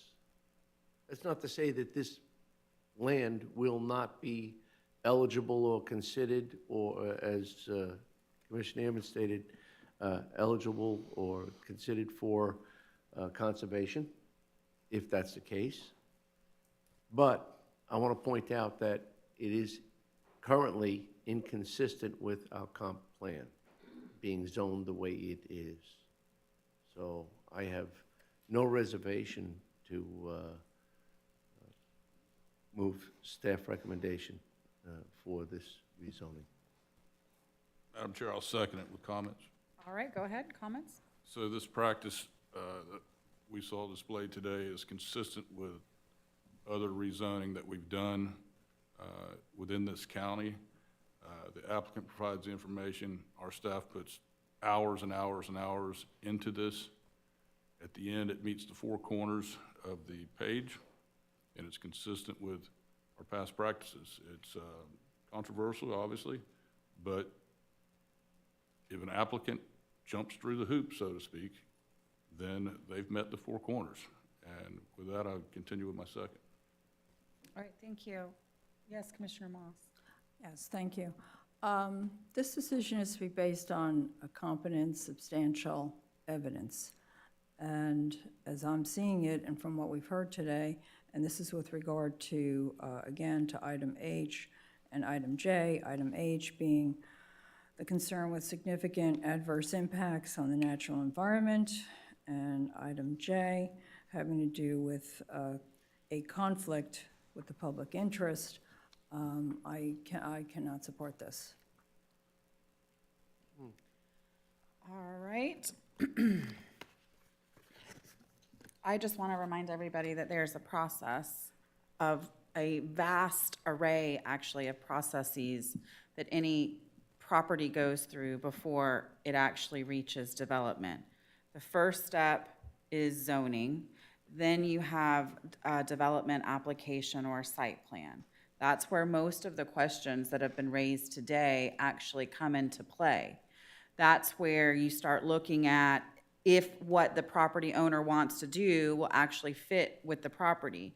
What we're being asked to do today is to adjust the zoning to be consistent with our comp plan and future land use. Ag zoning is not a land use that's consistent with a comprehensive plan within an urban area. It's why you don't see ag zoning in cities.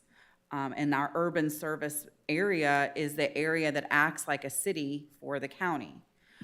At this point, what they're asking for is actually a reduction in the zoning from what they could get. They could be coming in and asking for a zoning to be consistent with their future land use, which is an RS6, which is twice the units per acre that they are actually asking for, which would result in less open space, which would result in more impacts to the surrounding communities, which would result in twice as much of everything that everybody is concerned about. So, and I just want to note that if they meet all those requirements, as Commissioner Lohr said, if all those boxes are checked, we are in a position where, you know, they are being consistent with the future land use and meeting all the requirements. There is no competent or substantial evidence that indicates that they cannot avail themselves of the zoning of which they're asking. So those are my 3 cents. We have a motion and a second. If there's no further discussion, all in favor? Opposed? Opposed, nay. Motion carries 4-1 with Commissioner Moss dissenting. With that, we'll move on to 10A2, and then we'll take a brief break, if that's okay. Consideration of Mod Units LLC request for a local jobs grant.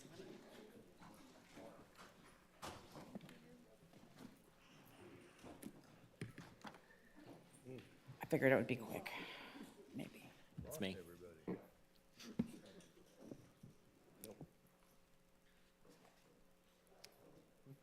All right.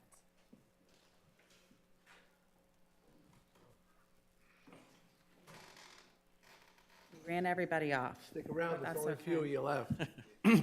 All right, today we have the Mod Units LLC local jobs grant application. The local jobs grant program. The financial incentives for targeted industries to locate or expand within Indian River County is policy 2.5 in the comprehensive plan. We offer $3,000 for each new position created that pays 75% to 99.99% of the county's average annual wage. $5,000 for each new position created that pays from 100% to 149.99% of the county's average annual wage. $7,000 for each new position created that pays 150% or more of the county's average annual wage. The target industry classification. Mod Units LLC manufactures affordable steel-enforced modular units for the construction of affordable multifamily housing complexes. The applicant has been found eligible for the jobs grant program that falls under the county's manufacturing warehousing district targeted industry category. The location will be in Indian River County in the city of Sebastian. Due diligence. Focused on the main sources of data readily available on the company, its officers and agents. Dun & Bradstreet credit financial report, corporate registrations and lien search, county official records for tax liens, judgments, and pending litigation, public access to court electronic records, PACER to search for federal, civil, and federal bankruptcy actions, and none were found. The proposed job salary range and payments per job, so they actually have none at the lowest level. They have 20 at the mid-level and 4 at the highest level. So there's going to be a total of 24 jobs, 20 which at $5,000 will be $100,000, and 4 of which will be the 150% at $7,000, which will be $28,000, for a total jobs grant of $128,000.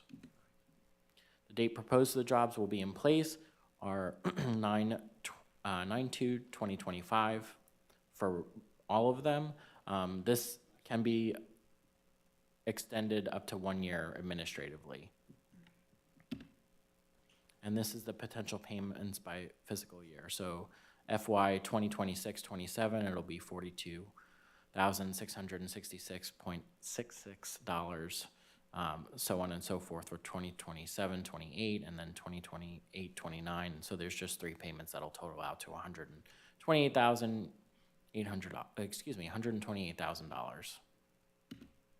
And recommendation, staff and the Economic Development Council recommend that the Board of County Commission approves the local jobs grant up to $128,000 for Bond Units LLC. With that being said, I'd be happy to answer any questions that the board may have, and the applicant is in attendance, and this is the same application that came before you for the tax abatement that was approved as well. Thank you. Commissioners, I'll just say that this did receive unanimous support from the Economic Development Council. This will be a great addition to the North County manufacturing community, as well as provide resources to address some of the affordable housing issues we're facing, not only locally, but statewide. So are there any questions? No. The old Ford and Wire Cable Company? Yeah. In Sebastian. So they actually bought that, I believe, I want to say Yeah, I read that. That's right. 6 months ago. Yeah. Sounds great. Move to approve.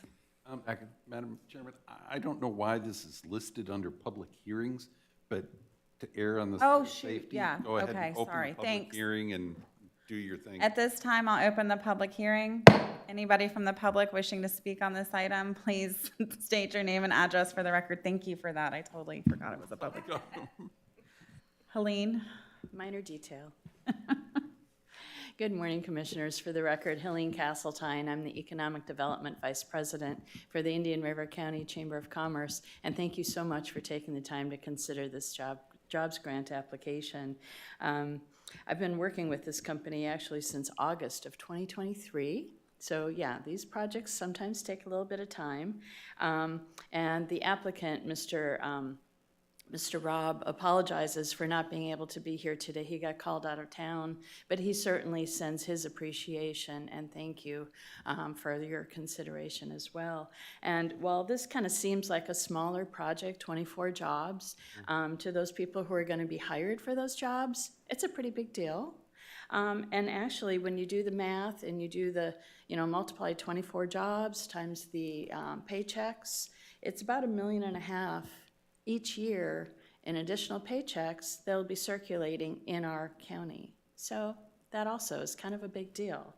So Mr. Rob's goal is to produce 3 of these units per day, and he is looking at contracts around the state, not just here in the region.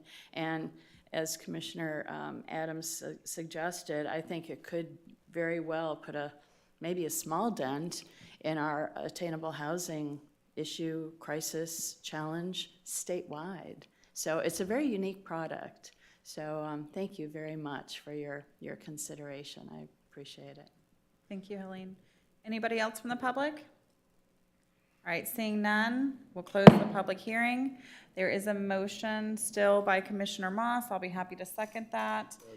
Oh, you already did it? Never mind. Commissioner Flesher did? No, I'm not going to fight with you about it. You go ahead. I'm just trying to remember if I have a public hearing or not, so I'm struggling on that. That's why we have Counselor Bill. That's why I'll let you do the seconding. All right, if there's no further discussion, all in favor? Opposed? Motion carries. And with that, we'll take a 5-minute break.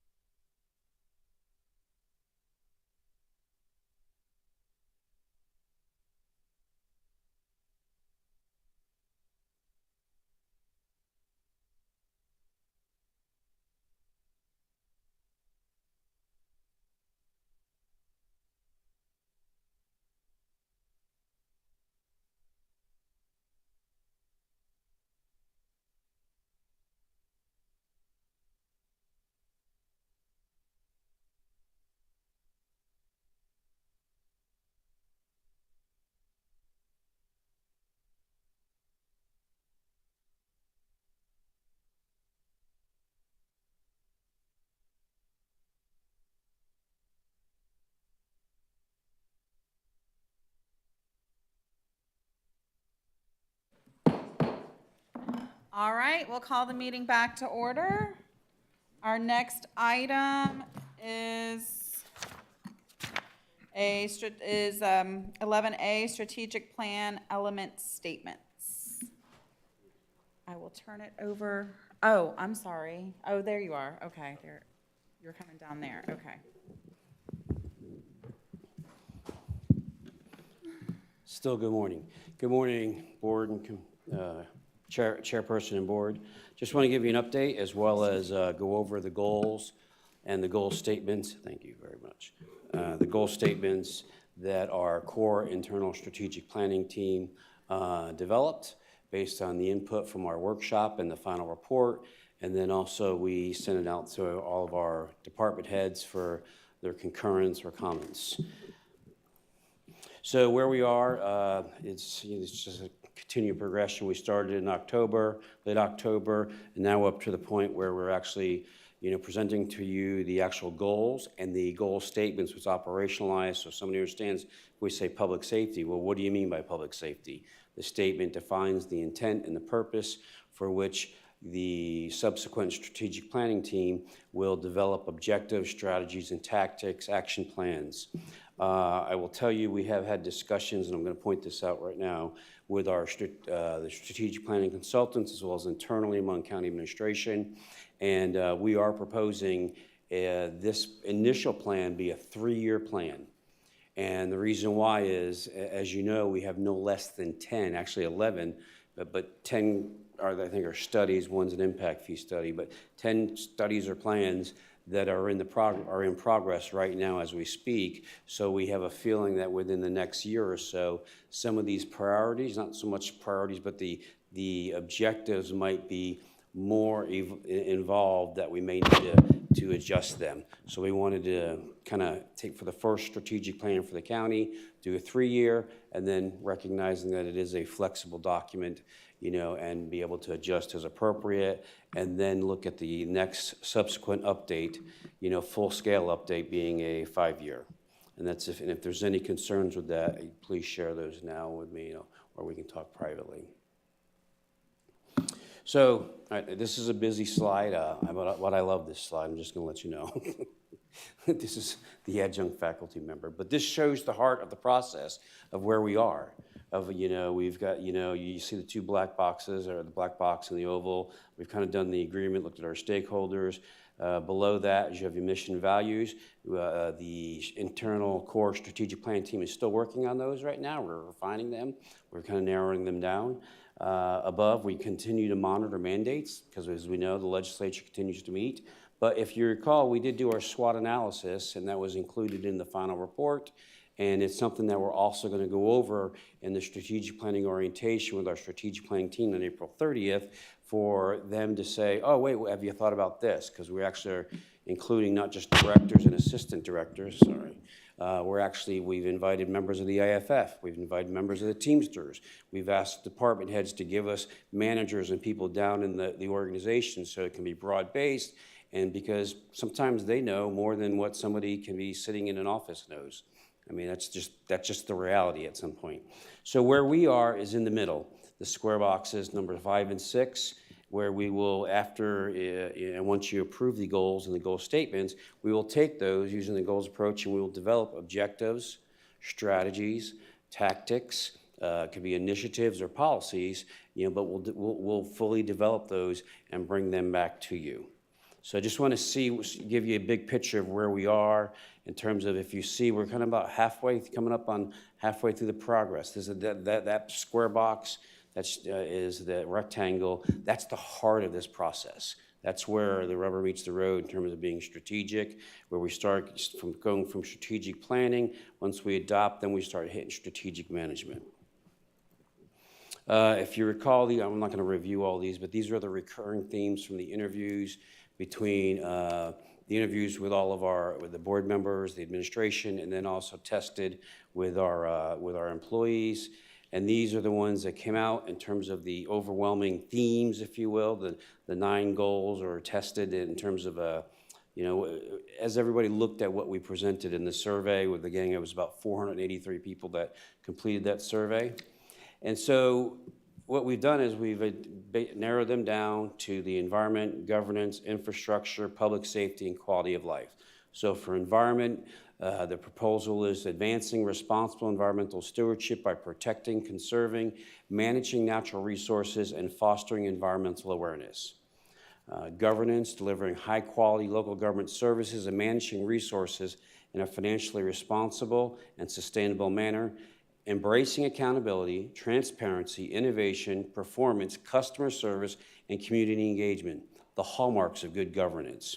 Infrastructure, planning, constructing, managing, and maintaining critical public infrastructure in response to our current needs, future demands, and the expectations of our community, and embracing innovation, technology, and resiliency. Public safety, protecting residents and properties through effective and responsive fire, rescue, emergency medical services, and emergency management. Should be a period there, my apologies. Promoting safety and well-being of the community through effective planning and enforcement of community and life safety standards. Quality of life, enhancing the quality of life to foster a thriving community for Indian River County residents by advancing programs and policies directed toward children, seniors, economic opportunity, attainable housing, community health, recreation, and public mobility. So those are the 5 goals with the 5 goal statements. I believe if we crosswalked them back to the themes and then the goals that were tested and what the overriding themes, I think you'll find a natural, correlation between those. So at this moment, I'm going to just take a moment to, well, before I do, I need to go back. So does the board have any comments regarding any of these goals or their goal statements? Commissioners? Yes. This is just a question, and we discussed it yesterday. I'm not sure where it fits within this framework, and that is the commitment that we have to continuing to meet and work with the municipalities within the county. Yeah. I'm not sure where that fits within this framework. And, I would say that we're doing it. under governance, and that's part of community engagement. It's, well, while we engage the public, we would also be engaging our public, our municipal partners. Community engagement to me speaks to any of our community-wide partners, whether there's other cities, they're different groups, organizations, civic groups, and even outside of the county on the state and federal level, and those types of groups. That's all under the umbrella of community engagement.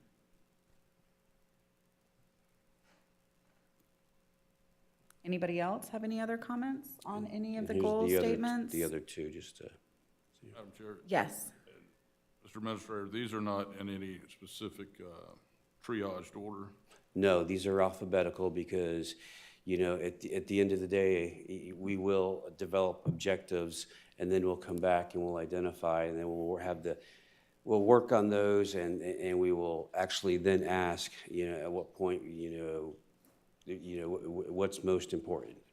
And I know I've had we had a discussion internally about public safety, and I understand it doesn't cover law enforcement here, but what this covers is what this organization is responsible for and can control the outcomes to. I understand.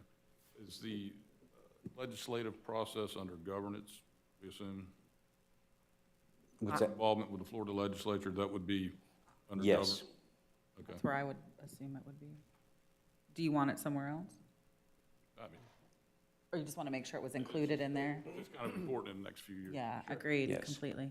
And going back to that's why I never tell people to just, let's just list our mandates now, because they evolve. Especially we know in Florida, so that's why I was like, listen, mandates doesn't evolve, but we will, legislative advocacy, I'm sure, and not just for issues of like home rule preemption, but also for appropriations are critical to the counties. So I would surmise that will arise, and I should add to you, I will give you all each like an action worksheet where you can identify in advance of the strategic planning team getting together any specific program, any specific objective policy that you think, hey, listen, we need to be doing this, we need to be doing this, and then we'll have the teams work those through the process. I'll be getting those out to you today after this. Okay. Madam Chair. Yes. I appreciate the strategic planning. It's been some time since something like that has been done here in Indian River County. And I'd like to see the results of the strategic planning. When you said that this is a 5-year commitment, or 5-year, you did say 5, right? 3 years. Three years. Okay, it's getting closer. So, so when the wheels hit the tarmac, we're going to start seeing some smoke from the action. Would you say that you're beginning to do that now? And as part of it's a melded process at this point? We're not going to wait for the 3-year finality of the whole strategic plan? So with each objective, the teams will be required to develop, just a SMART objective. They're, measurable, actionable, results-oriented, and there's a timeline, our resources, and then there's a timeline. They may be short-term, long-term, medium, or more short and medium-term because it's only 3 years. So, I would submit that we're actually doing a number of things already with the 10 studies that we're doing to prepare us, not just evaluating our current needs, but also preparing us for the future. So I just think some items may come out of that will influence this. That's why we're recommending a 3-year plan initially, and then it's a continuation when we do an update. And maybe as we get, say the next year, we get the urban services boundary, we get the other stuff that comes in, we may have to come back and tweak.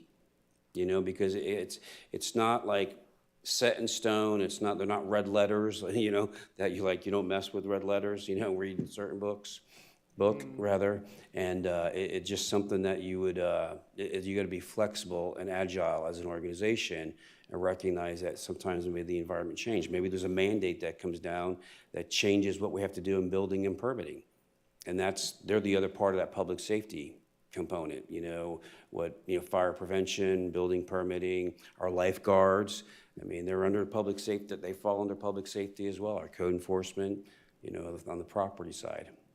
So we're just trying to be agile and make sure that focus on the first one, 3 years, let's make it manageable. So when we direct the teams to look at the objectives, say, listen, what in the next 3 years, what do you believe are the most critical things that we need to do from a strategic standpoint based on this goal to fulfill this goal? What are those objectives?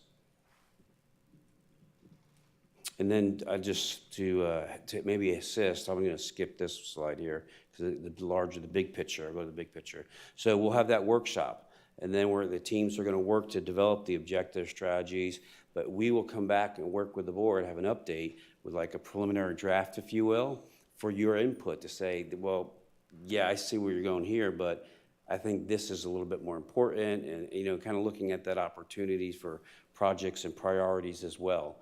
And then we'll go out to the public and have 2 workshops on the same day, kind of do the similar thing, morning, afternoon, or evening, late morning, evening, and then come back and present to you all a more, I'll say a final draft, if you will, for additional at a workshop for additional board and public comment.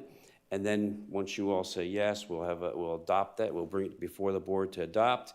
And then when you adopt it, we'll take it to, and we'll work with our staff, as well as maybe might have to entertain an outside firm to help us do, create, what we do, like if you recall, like the glossy books and, the plan.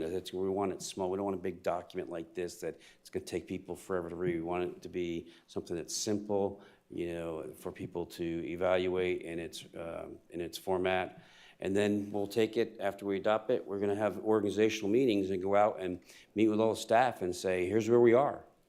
Because it'll have everything in terms of our mission, our vision, mission, values, the goals, and the objectives, and the timeframes, and who's the responsible parties. So as this fluid product is moving, you'll not be waiting for the birth. We'll be working at it from the reveal stage. Yes. And then continue on the process. Yes. Yeah, we don't want to stand still for a year waiting for these plans to be done. There's things that we need to do, because especially in the governance, the customer service, there's things that we know what we need to do right now. Yeah. Thank you. All right. Anything else? So with that, motion the on staff this? recommendation, nope, sorry, ma'am, Go ahead. no. You're looking for, To adopt the presented goals and goal statements for the county's 2024, fiscal year 2024-25 to fiscal year 2026-27 strategic plan. So Move to, second. all right, I have a motion by Commissioner Flesher with a second by Commissioner Moss. Any further discussion? Anybody from the public? Seeing none, all in favor? Aye. Opposed? Motion carries. Thank you. Thank you, board.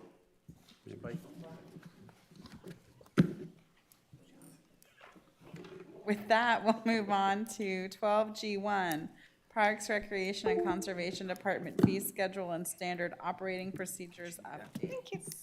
Welcome. Good morning, Commissioners.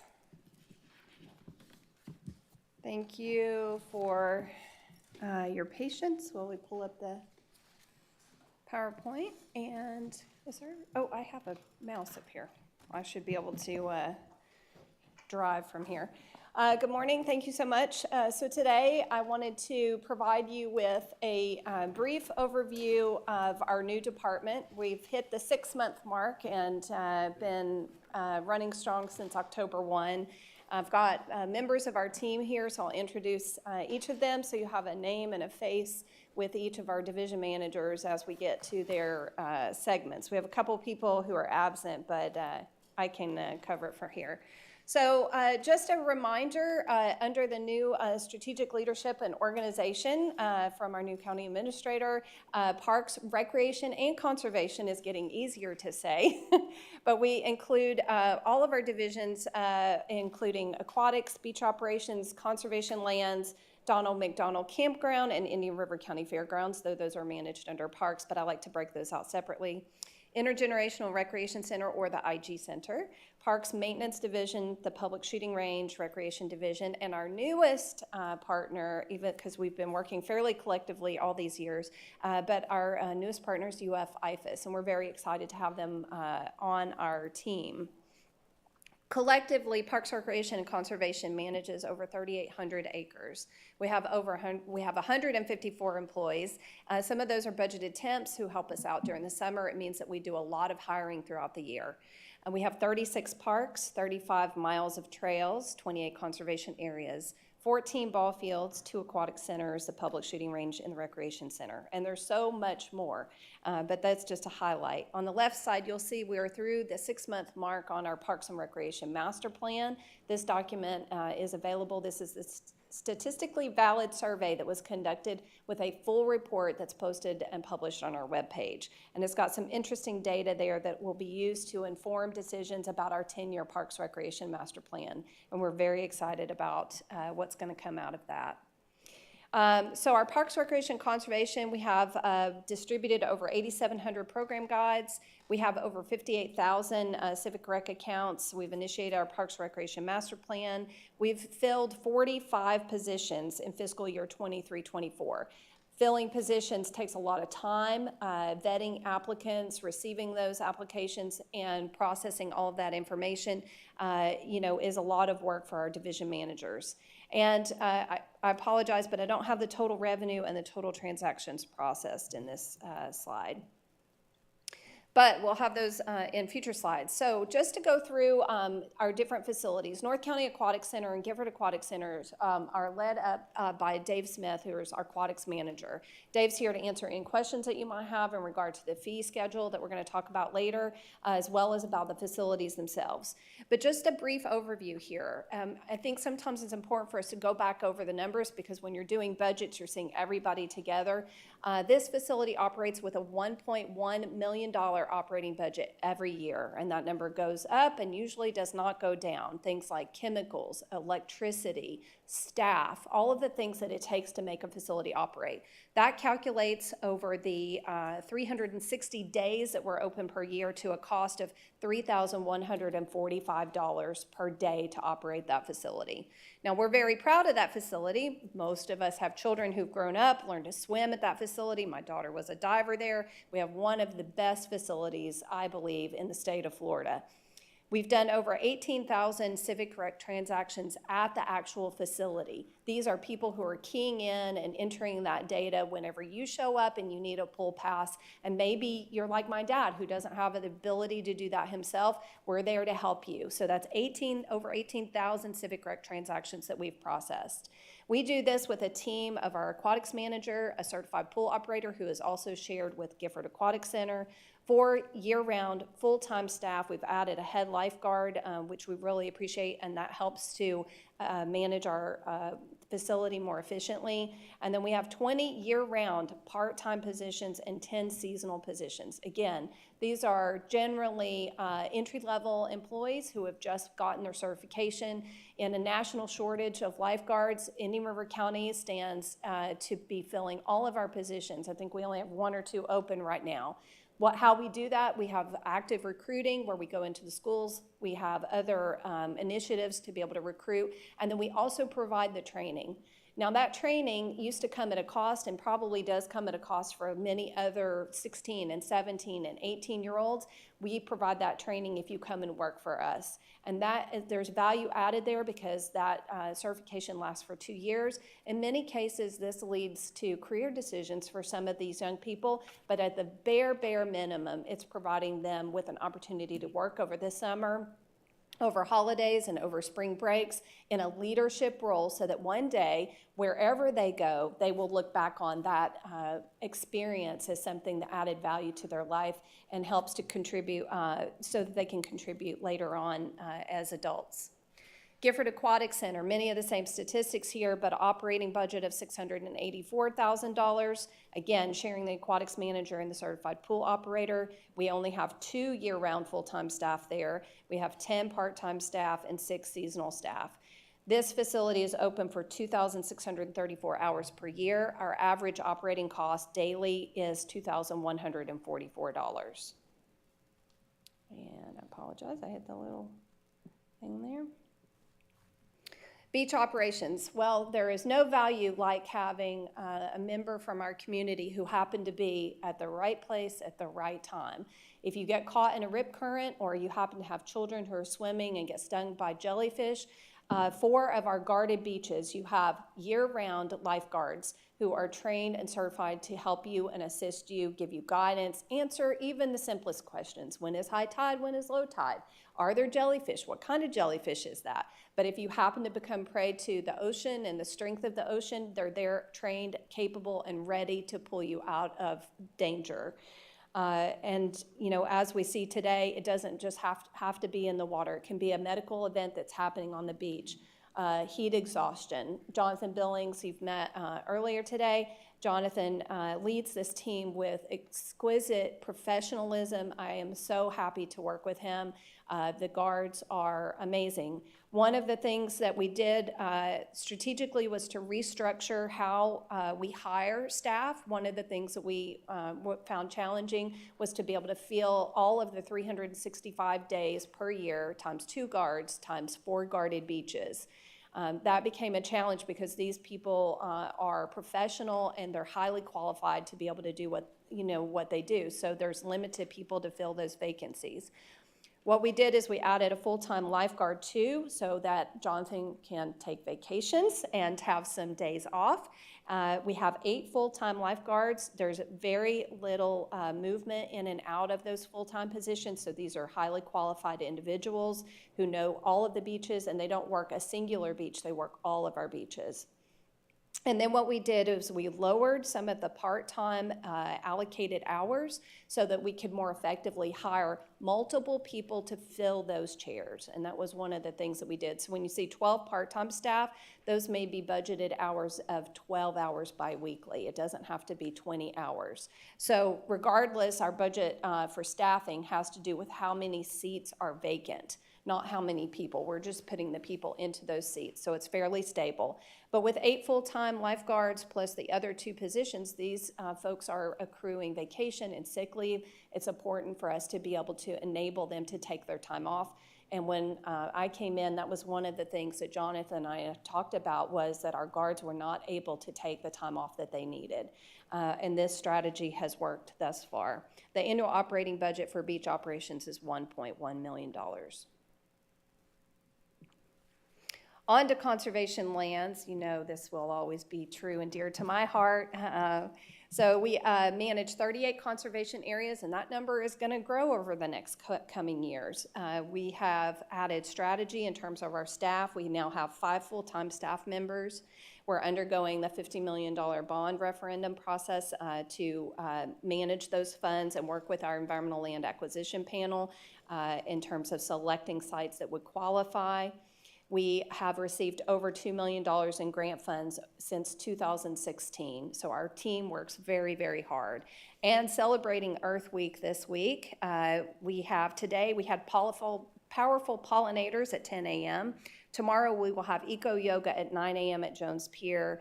Thursday we're going to have a program at North Sebastian Conservation Area called Changing Landscapes. And Friday we have a partnership with the Brackett Library showing an Earth Week film. This is all exciting and partly due in part to hiring Olivia, our new conservation lands program specialist, also known as our environmental educator. We're very excited to have her on board.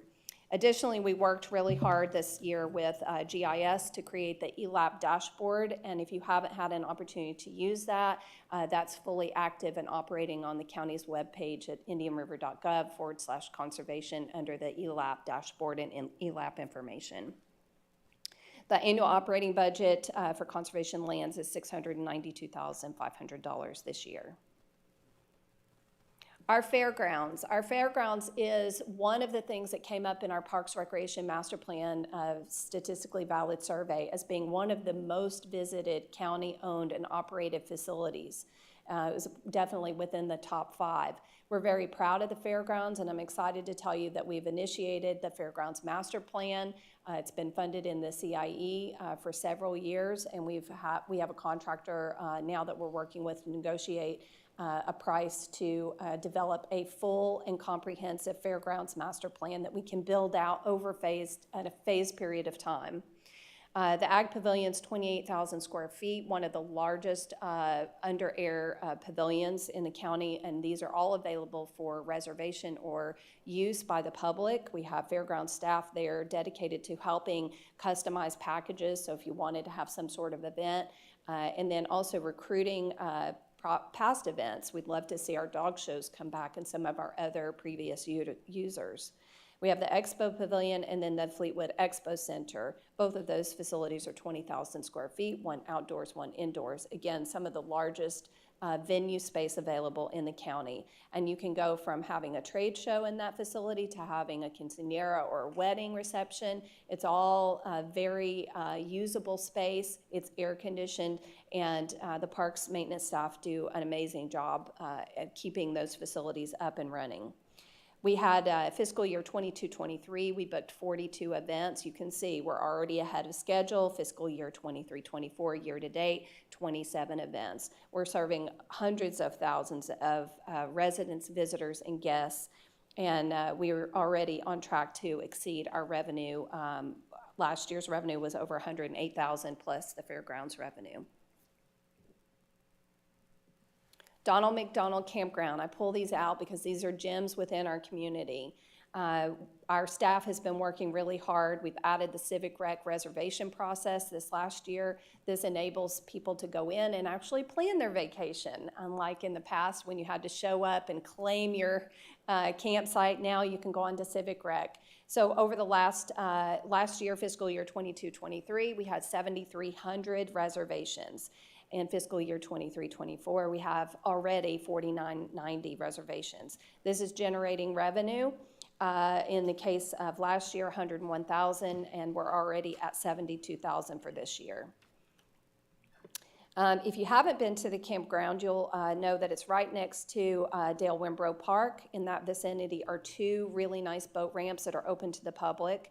And we also have pavilions and restrooms at both of those facilities. The IG Center. So I wanted to introduce Kevin Adams. He's our new Recreation Facility Supervisor for the IG. Kevin comes to us with a wealth of experience and has in his former life been a Parks Recreation Director. So we're all about recruiting the best talent to our team, and we're very excited to see all of the things that he can help us with in addition to the IG Recreation Center. This center is one of the largest venue spaces in the county. We use it for all different types of things. When you come in and you have an event, we're going to customize a package for you that meets your needs. It can be anything from a 20-person baby shower to a 2,000-person event like our Steam Fest. And we're very excited about the opportunity there. Not only that, but the doors are open 6 days a week, and we run a full recreation wellness programs in this facility in cooperation with our recreation division. And these two are like twins. They go together everywhere. They do everything together. And recreation gets to go off-site occasionally to different facilities, and also works very closely with our Parks division. Last year, we had over 56,000 Civic Rec transactions. These are cumulative transactions. We did over 98 room reservations and facility agreements. We receive around 1,900 calls per month. The 1780 phone number is what we use now for all of our Parks, Recreation, and Conservation incoming calls, and that's one person who is not only greeting people at the front desk, but also answering the phone. So there's a lot of phone calls coming in, and we'll later talk a little bit about our SOPs and why those are so important across our entire department. Right now, we offer over 24 wellness programs per week. Our budgeted staff at this facility is 4 full-time staff members and 3 part-time. We have an annual operating budget of $847,000. The shooting range. Jerry couldn't be here today, but we are so proud of our shooting range. You have previously approved the fee update for that, so you won't see that included in the backup documentation in terms of an action today, but I did want to highlight the facility. In fiscal year 22-23, we had over 7,600 registered guests. This year, we have over 4,400 registered guests. You can see the transactions are high there, 14,000 transactions in 22-23, and over 9,000 year-to-date. 132 reservations last year and 80 reservations this year. This is all made possible due to work behind the scenes, working on Civic Rec and formalizing our paperwork and our processes so that when somebody comes in and has an offer, for instance, they want to have a show or they want to do a special event for their company, we now have the method and the ability to be able to receive that information from them or their request and then make that happen. The facility operates over 2,200 hours per year. They have 5 full-time staff and 13 part-time staff. We have new programs this year that I'd like to highlight: Handgun 101, Archery 101, Shotgun Sports, Steel Shooting, Rimfire Challenge, and Thursday Night Lights. Our annual operating budget at this facility is over $841,000 per year. Parks, I'd like to introduce Brad Dewson, our Parks Superintendent. Many of you know him from various parks issues maybe that we've had, but our Parks Maintenance Division is my home division. It's the division I was hired into in January of 2000, and I will always love and believe in the value of parks, and I appreciate the support that we receive from the Commission on all of our Parks and Recreation activities. as well as the strategic leadership that we have right now, because quality of life is one of the things that comes up very high for all of our residents and even our guests. When you meet people who have never been here before, one of the things that they'll always comment on is how great it is to be in Indian River County. And part of this is because of green space. We know that green space, parks, and recreational facilities add value to our quality of life.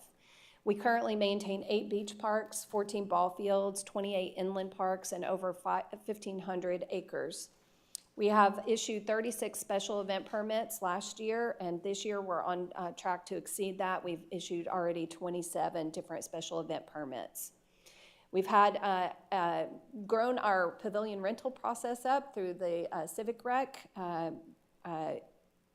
platform, and that platform allows people to go on, just like the campground, and select and reserve dates. We were doing that an old-fashioned way where we would write it in a calendar, and this allows people to do this by themselves. And we had 469 pavilion reservations in fiscal year 22-23, and already on track to exceed that with 402 reservations. All of the parks that we have, the 1,500 acres, are managed with 30 full-time staff and 2 part-time staff. That workforce is very stable, and we very rarely have openings with our team. And I think that's due to the great leadership that we have with our management. Annual operating budget for parks is $3.8 million per year. Recreation, and I'd like to introduce Gustavo Vergara, who's our assistant director. Gustavo has taken the lead with our recreation division. One of the things that I loved when I met Gustavo was that he was balancing me out. I'm very strong in conservation and parks, and he was very strong in athletics and recreation, as well as event venue and venue management. So we're very excited about the progress, and of all the different divisions that we have been working on and with, recreation, I think, has made the most strides over the last 6 months. I'm so proud of our team because they've worked really hard. We have over 33,000 program participants for fiscal year 22-23. We're still calculating those numbers for this year. Our revenue generated last year was $236,000. Our revenue generated year to date is $138,000. Our team worked very hard to obtain a Florida Blue grant, a foundation grant. We received that second grant in the total amount of $200,000, which funds not only our senior wellness program recreation leader, Sandy, who everyone knows and loves, but also a part-time position as well. And Chrissy has hit the ground running, adding new programs that will specifically work with our senior population to provide them with free recreation programming throughout the county. New programs over the last year: preschool tumbling, senior wellness in different locations through Chrissy's efforts, walking club, veterans yoga, homeschool PE, pickleball leagues, and summer sports camp.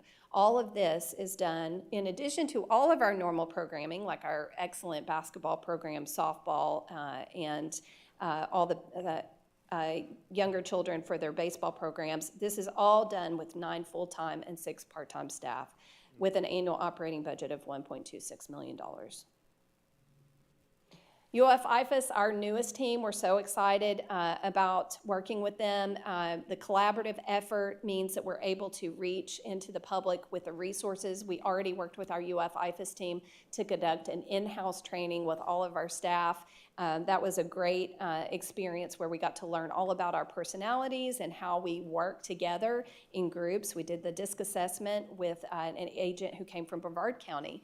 Again, UF-IFAS is not just about 4-H or agriculture. UF-IFAS is our ability to reach into the University of Florida and access all of the information that's contained, including new information as well as archived information. So I really encourage folks, including our own staff, to reach out to UF-IFAS and use them in the way they were intended, which is to be an extension of the University of Florida as a land-grant college.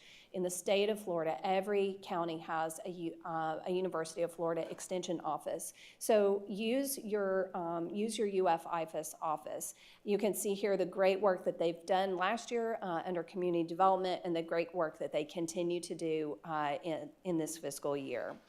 Their volunteer hours are amazing, over 9,000 volunteer hours, which is a service that they provide by organizing and collaborating and educating their volunteers so that they can perform a service that the county or their own staff might otherwise do. So there's a lot of value there.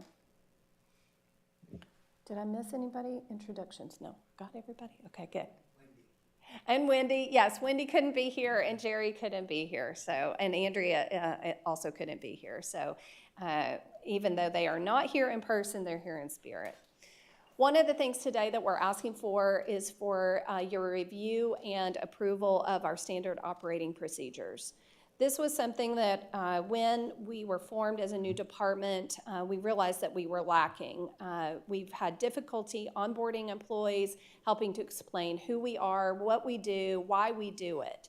And the beginning elements of our standard operating procedures will help us to provide clear instructions and consistency for all of our department employees.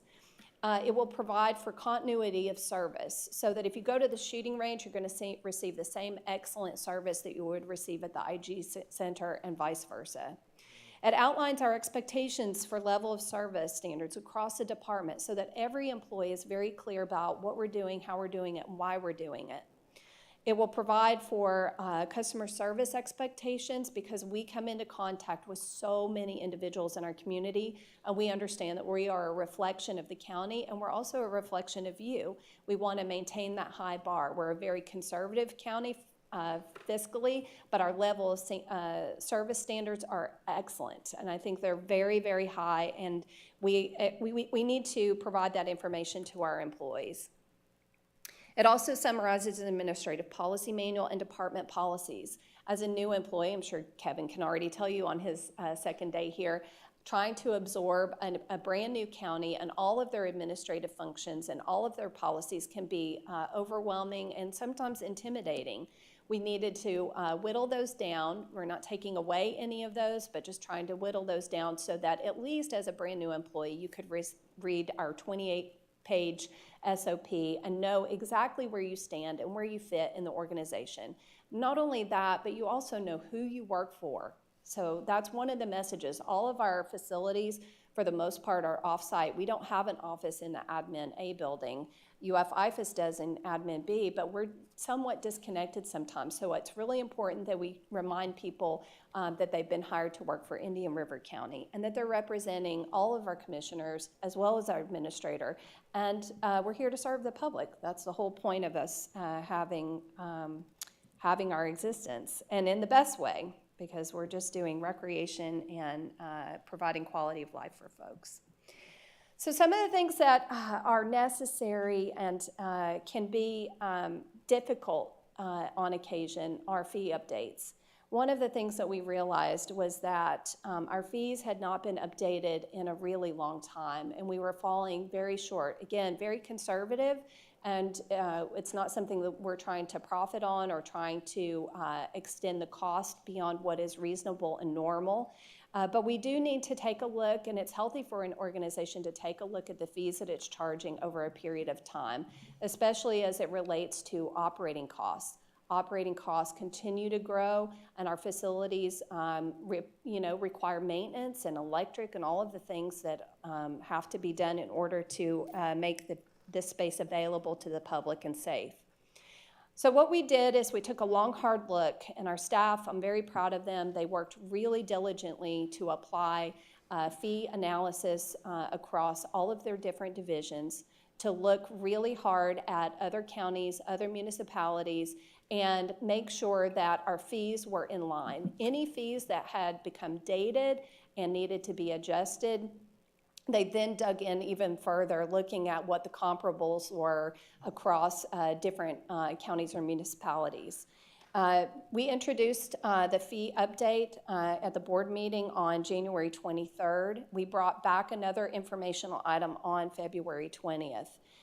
So that we were giving plenty of notice so that the public would have an opportunity to receive the information, digest it, think about how it might apply to them, and then be able to provide comment back to us or back to you in terms of any concerns that they might have. We posted the information on the county parks and recreation at all of our parks and recreation facilities. We posted the information on our county's webpage. We provided notice to our Civic Rec account holders, and we also send out a constant contact information from time to time. The proposed fee update to be initiated will be August 1st, which would be consistent with the implementation and production and distribution of our fall-winter program guide. So just to go real quickly, you've already approved the shooting range fee update, but Donald McDonald Campground and Fairgrounds camping fees were last updated in 2018.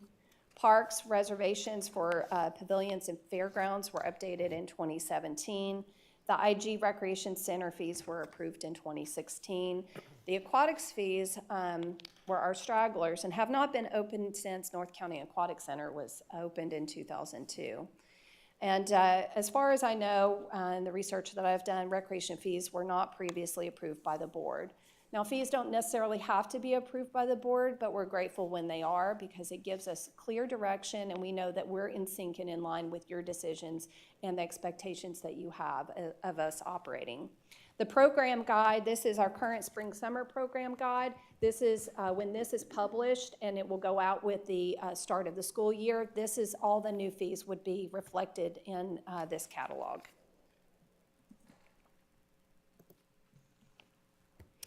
And that is all I have on the information. So today we're asking for two different things here.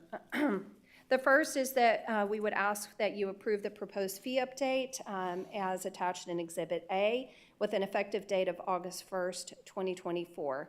I do have one caveat to that. We feel, based on information received from public comment, that it would be appropriate to make the lane reservation fees for our aquatics facilities effective October 1st. And then the second request is that we would ask that you approve the drafted Parks, Recreation, and Conservation Department Standard Operating Procedures Manual and authorize the director to make administrative, non-substantive updates to the SOP as needed. And we're happy to answer any questions you might have. Thank you. Commissioners, questions? No, Madam Chair, All right. motion to approve. All right, we have a motion by Commissioner Flesher. I did have comment. You have comment? Comment would be, I just wanted to correct that you did a fantastic job in this presentation. I have one question. Okay, we'll get to it. Hold on. You have stated the case of recreation, but at one point you said that they were disconnected. No, they weren't disconnected. They're immersed. Anytime that you go to a facility in Indian River County, whether it be in the IG Center, the pool, the range, you see the key personnel. They're there. They're part of it. They're making it happen. And I know when I go to an event, whether it be, you know, we did the Halloween thing, Gustav. Okay, asked it, what celebrity is he? Okay, because, you know, there were different dignitaries there. What celebrity is he? Okay, it was cute. Kids say nice things. And, you know, and people love to come to Dave's Pool. Okay, that's what the swimmers have coined it, even though it's Fran Adams. It's just a park. It could be Dave's Pool. It's a park. But I just want you to know that people know these individuals. They know they can go to them, and when something is happening, they are part of the soup. They make it happen. And some of them travel great distance to be there on a Friday, Saturday, Sunday, and evening. And I wanted to say thank you. You all make it worth having everything we have. And the acknowledgement from individuals knowing that you're available, well, pick the right people to be there. For many years, many of you have been there. Dave, how long are you with the? 19 years now. 19 years, yeah. So I want to thank everybody. I know you identified as the newest entrant, but we have tremendous staff, and I wanted them acknowledged. Thank you. As far as the cost of doing things and for the facilities, look, everything has gone up. Everything has gone up across the board. People paying $3.59 for fuel. The average family of four is putting up $11,000 addition for food and sundries. We don't have to talk about insurance. The only thing that's been maintained was the mill rate in Indian River County. I'm proud to say 3.154. Consistent for 4 years, and an adjustment has not been made in these rates for so many years. I do want to point out that the pool rates, as you have clearly stated that we've had to increase, it's actually increased to the area minimum. That's phenomenal. You can't get a better price anywhere else.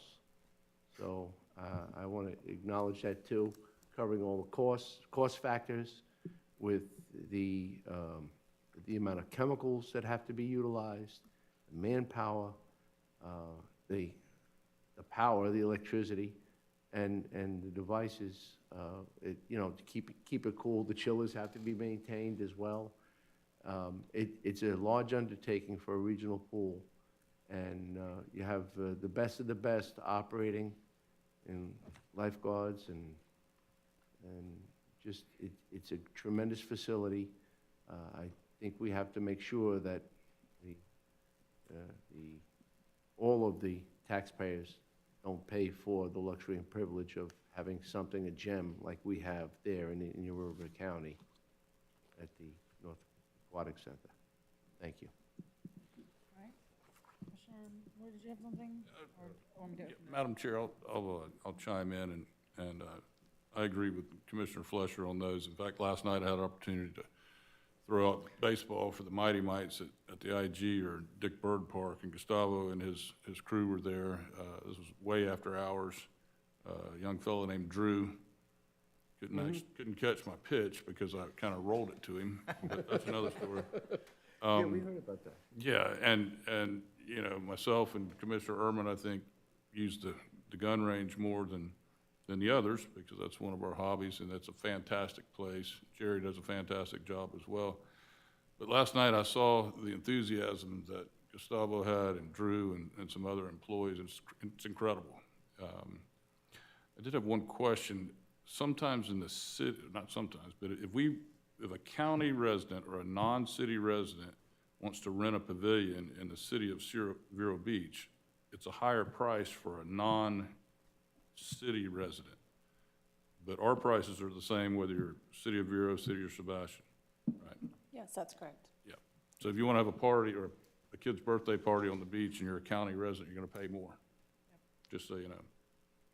So with that, do we have a second? No. Nobody had seconded your motion yet. I'll second it. Okay. Did you guys have any comments before I open it up for public? Okay.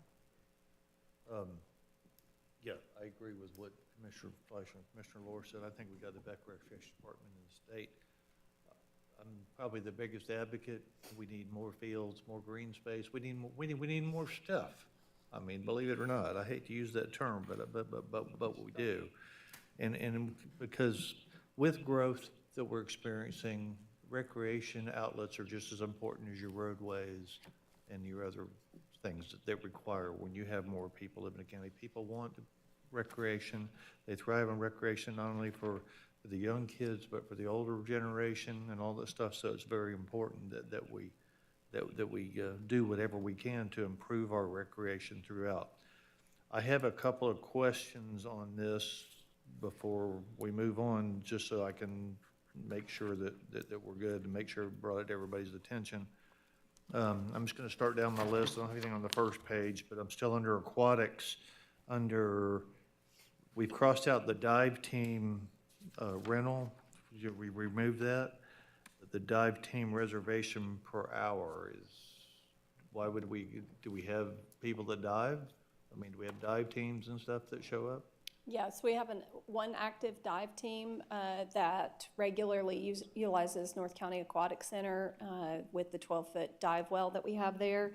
So what this would do is it would change the format that we had prior, which was called a rental. We tried to rephrase and be specific with the verbiage that we're using. So you're not renting the dive well, you're reserving space. And a reservation excludes the public from that particular area.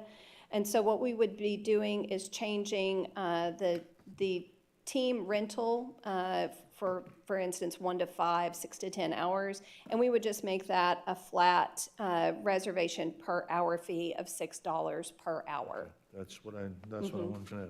Next, let's go down to swim meets. Facility reservation, I know we've received some correspondence from Bolt Aquatics, but would it not be in our best interest for a swim meets at the pool, dive meet, organizations using the pool to enter into an individual contract with people that have meets and stuff like that? I mean, we would deal, let's say the United States Swim Association, the pool at the college can't work, and they would need to come up here and want to have an event.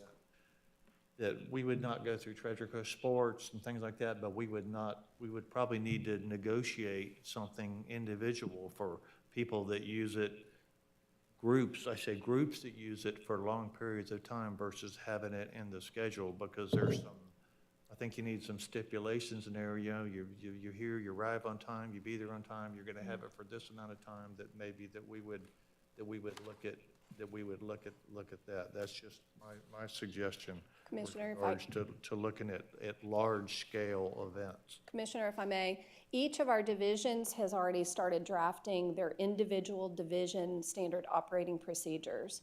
One of the first steps for us, because originally we wanted to bring this as one item with every division's SOPs, and we realized that that was going to be a bigger bite than we could chew, and probably that you would be interested in, quite frankly.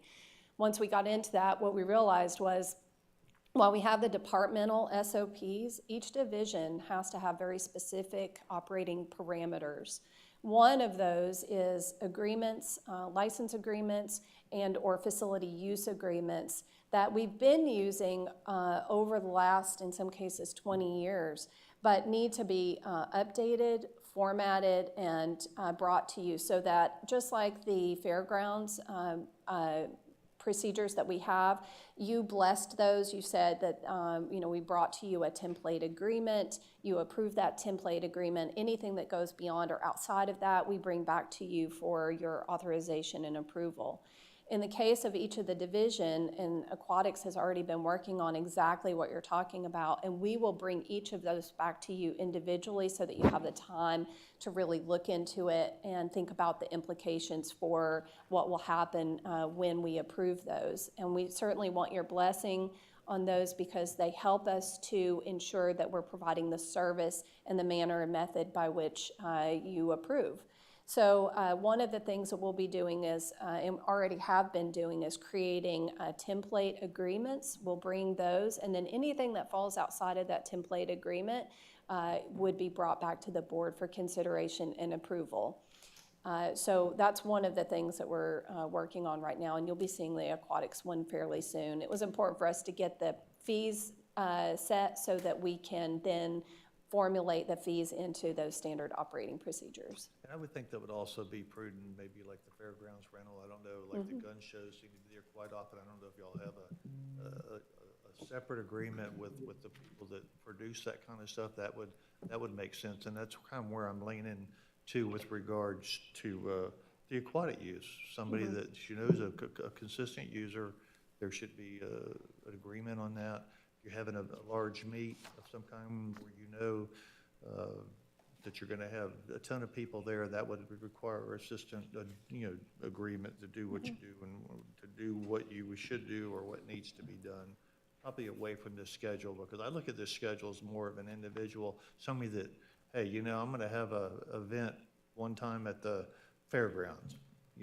I pay what you have here, but if I'm going to use the fairgrounds consistently, once a month, 3, 5, 4 times a year, I would think we would need to talk about that maybe We- on a we different level. That's just my opinion. My next thing is on the fairgrounds, the marquee out front. We're gonna fix that? Yes, sir. Okay. That was the next thing. Just budget. I wanted to ask, because we Yeah, have a fee on there with something Let that's me not say, functioning. we do have, and do invite special events to meet with staff and work out details of those events that are unique in nature, but there is a certain number of repetitive events that we find, my staff will attest that my weekly department head meetings will often start with your best 2 friends in government, are notice and consistency. So we found over time that the more consistent we are in developing templates for those agreements, the less you all are asked to make specific arrangements for different event owners. So we've standardized that process, and it's served us well over the last several years. I brought that to you in 2015, and the fairgrounds has steadily increased in utilization and revenue ever since. Okay. And then with regards to the parks, with the ball fields, for instance, I see the ball field use, like for Fran Adams or Dick Bird Park, has only gone up $25. I think that's reasonable, because I know all the years that I used to play in softball, it's been the same. And I appreciate y'all bringing this attention about the fee increase, because I think it's something that definitely needed to be done. And I think by having Beth in that position now and you directly overseeing that, I think we finally realize that that's something that needs to be done. So that's all I have, Madam Chairman, for now. All right, thank you. Commissioner Moss, anything to add? Yeah, just briefly, it really is a pleasure to interact with staff, whether it's indoors or outdoors. The IG Center, as soon as you walk in the door, they're friendly and welcoming, and also at the aquatic centers, same treatment in the different places I've been. So that's to compliment you and the staff. And I wanted to especially thank you for the community outreach that you did on this. That was a lot of work, I know, and you were there. You put in a lot of hours. I know, I attended more than one. And I think it was the last one you did that I attended. I love the way you set that up, that you had time. It was specific time that was allotted for seniors, specific time for younger folks in the community. And I think there was a third group. It was getting too late for me, but I'm sure you stayed. What was the third group? Adult athletics, and then we had one for youth athletics. One for youth, yeah. So thank you, for taking that kind of time to, it was interesting to me to hear the difference in what people want and, what the needs might be. And I know that was quite a large undertaking, and it's appreciated. Thank you. All right, at this time, we'll open it up for public comment. Anybody from the public that wishes to speak on this item or the motion at hand, please come to the podium and state your name and address for the record.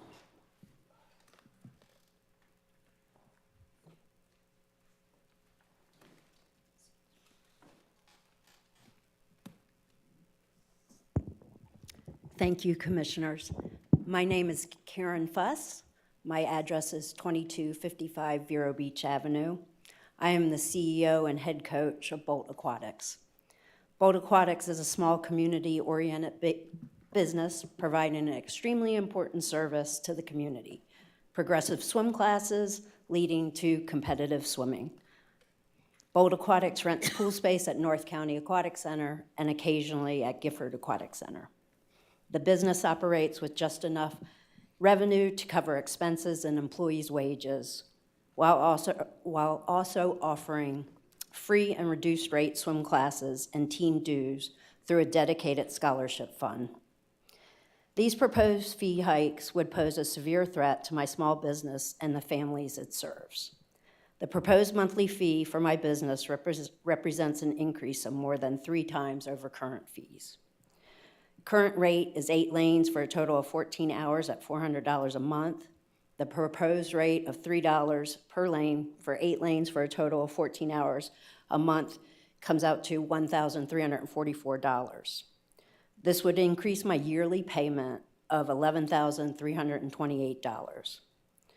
The magnitude of the rate increases varies depending on the type of patrons. For example, the proposed daily adult entry fee would only rise by 28%, from $5 to $6.43 at North County Aquatic Center. 28% is a much smaller percentage than the proposed 236% increase imposed on my lane usage. The increased rate seems extraordinarily high compared to other line items. The stated rationale for this fee hike is that the county has not raised its fees since these pools opened over 20 years ago. Placing the burden of 2 decades of underfunding on current swim families and small businesses is unjustifiable. Bolt Aquatics cannot absorb such a substantial cost increase without passing it on to Bolt's families. The proposed increase would likely result in fewer Bolt swimmers and less county revenue because families will drop out due to unaffordability. The proposed increase would negatively impact availability of scholarship funds for families who cannot afford the fee. Dollars will not go as far, so fewer families will benefit. Additionally, fees for pool rental for swim meets are proposed to rise 100% for the pool reservation and 20% for the timing system. This fee increase would likely reduce the number of meets hosted at North County Aquatic Center, resulting in less revenue to the county. In addition, fewer out-of-town teams and swimmers will attend, reducing dollars spent in the county on lodging, meals, and other travel expenses.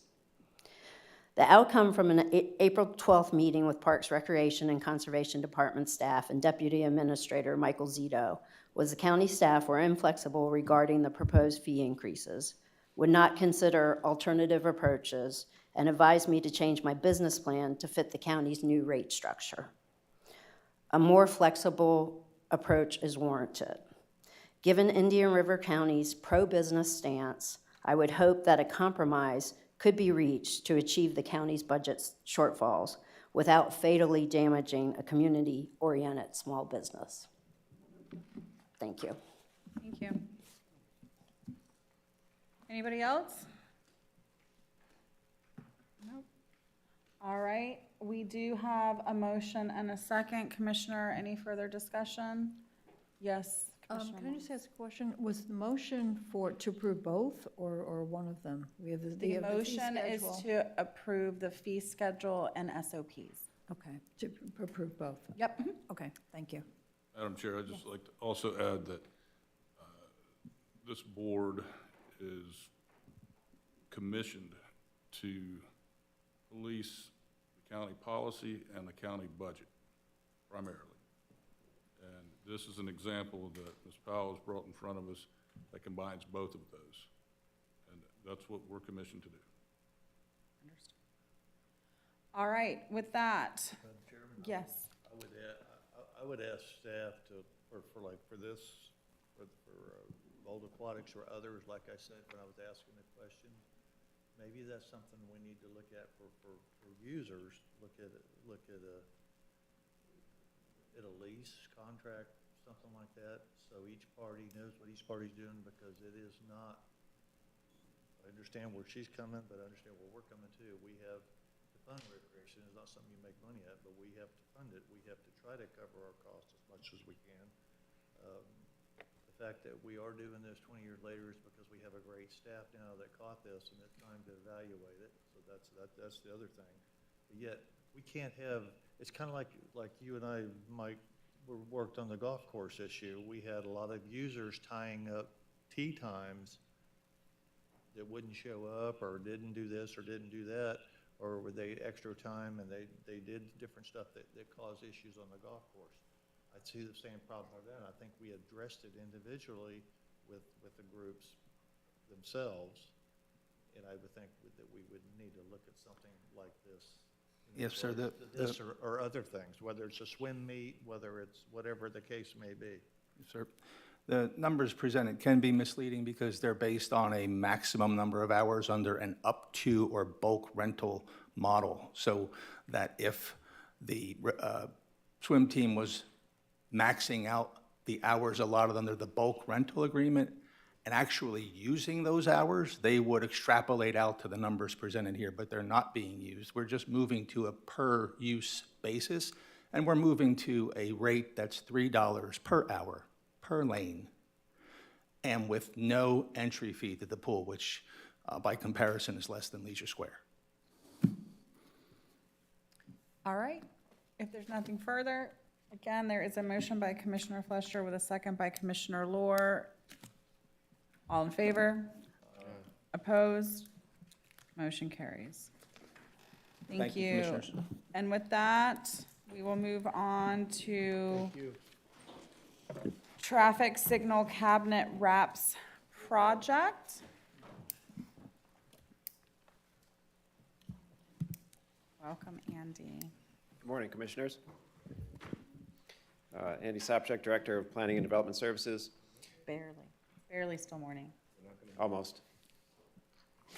I know there is a presentation. I know Commissioner Ehrman has put one together. I'm going to give a little background on kind of how we got to where we are today. And this discussion started back in 2022 when the board talked about developing a program to wrap traffic cabinets in the county. We've got quite a few, well over 100. And it took us a little while to develop how we were going to do this, but basically we did a pilot project of 10. Spaced those out throughout the county, picked some photos that were, local in nature, and hired a contractor to do those wraps. So those 10 are done now, and we've received a lot of positive feedback from the community. I'm aware of about 12 different inquiries from folks saying, hey, I like those wraps. Are you going to do more? Can I participate? We've even heard from HOAs saying, hey, we would like to maybe do this on a lift station. Can we do that? So seeing that there obviously is a demand to do more of these, county staff also reached out to our neighboring municipalities, City of Vero Beach, City of Sebastian, and Fellsmere, and just asked, hey, would you like to participate in a larger program? And all of those entities said, yeah, we would love to. So that's kind of why we're here today, to seek the board's direction on do we want to do more, how, when. It may sound simple to do this, but there's a lot of details that need to be covered as far as where we put these, what photos we use, who selects those, who pays for them. So with that, I believe we have a presentation as well. Madam Chair. Andy, Sorry, yes. when you said you spoke to the municipalities, did you speak with the decision makers or who?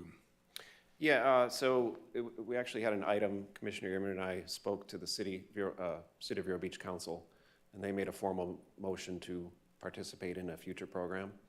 Fellsmere and Sebastian, I reached out to the managers there and just, I think they would still need to put it on a council agenda and take formal action, but just in passing, they said, sure, we would like to participate. Awesome. Let me try to, I'll try to answer some of the, I'll try to answer some of the questions, Kim, if you want to cue that up. If you remember, it was back in November 1st of 22 when we first brought this idea up, and after we brought the idea up, we had some changes. Of course, Jason left, a few other people left, Phil Mattson left, and a few others that were on the initial meeting. So it kind of stalled for a while until we came back, and John kind of, got in the seat, and we didn't ask for a few months to let him get his bearings. A lot more important stuff to do than this, but this is a great project. And John thought it was a great idea, so we decided to go ahead and move on with it, between John, Andy, and I, and the rest of the staff. And we were going to do the 10, and I know we were initially going to set up a committee, maybe do sponsorships of this, maybe get a 501c3 like Senior Resource involved in it. They all kind of got out of the project because it wasn't going anywhere and thought they had more to do. So we just said, let's do 10. So we got staff together, different people within the county to look at pictures, stuff that was done, because we wanted to judge what the temperature was going to be with the community, whether they liked it or not. That was the whole reason that we just went ahead and moved on the project to see what it was. I mean, as easily as they go on, they can easily come off. The wraps can come off. They can take them off. So this is what we found is that the response was really good. Andy said he's gotten some emails, I've gotten emails. It was on social media, people were posting pictures of them, saying how much they loved them and all that sort of stuff. And so that's kind of where we're at. So I made up a little presentation for you to kind of ask you how you want to, if you want to continue this and how you want to move forward on it, because there are some unanswered questions such as what Andy said. So Kim, let's go to the next slide. So this was with the initial rules we established for the traffic rock signals, the traffic signal boxes. It was the group Jason at the time, Phil, Rich, Andy, others, myself, other people that were in there. Chamber of Commerce was in the room.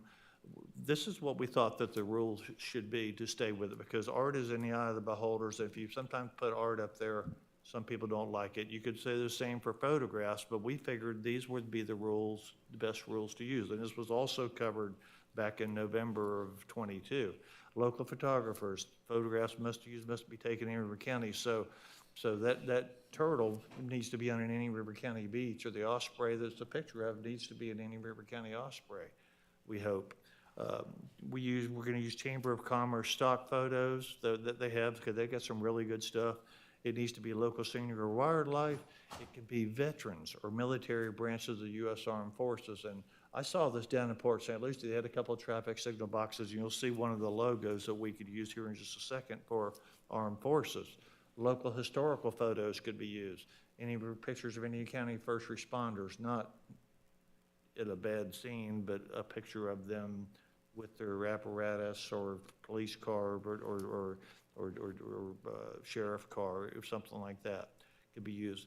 And then we thought that the photos should be relevant to the area of their placement. The example of this I tend to use is, let's say, you don't have to put this one there, but if you were going to do the stoplight, even though it's a DOT stoplight at 14th Avenue and State Road 60 in downtown Vero Beach, you may want to put the historical photo of what the city of Vero Beach looked like in 1930 on that box that we've all seen.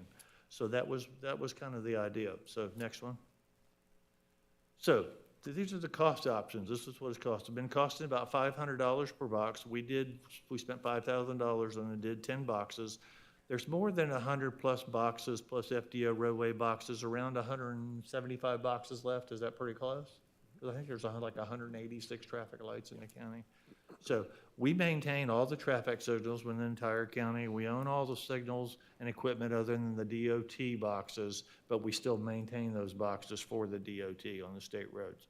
And other than the DOT, again, we own all the signal equipment, but they are in the cities, municipalities, and the FDOT right-of-way. So in the city of Vero Beach, or the city of Sebastian, we own on the city roads, we own the equipment, but it's in the city right-of-way. So remember that.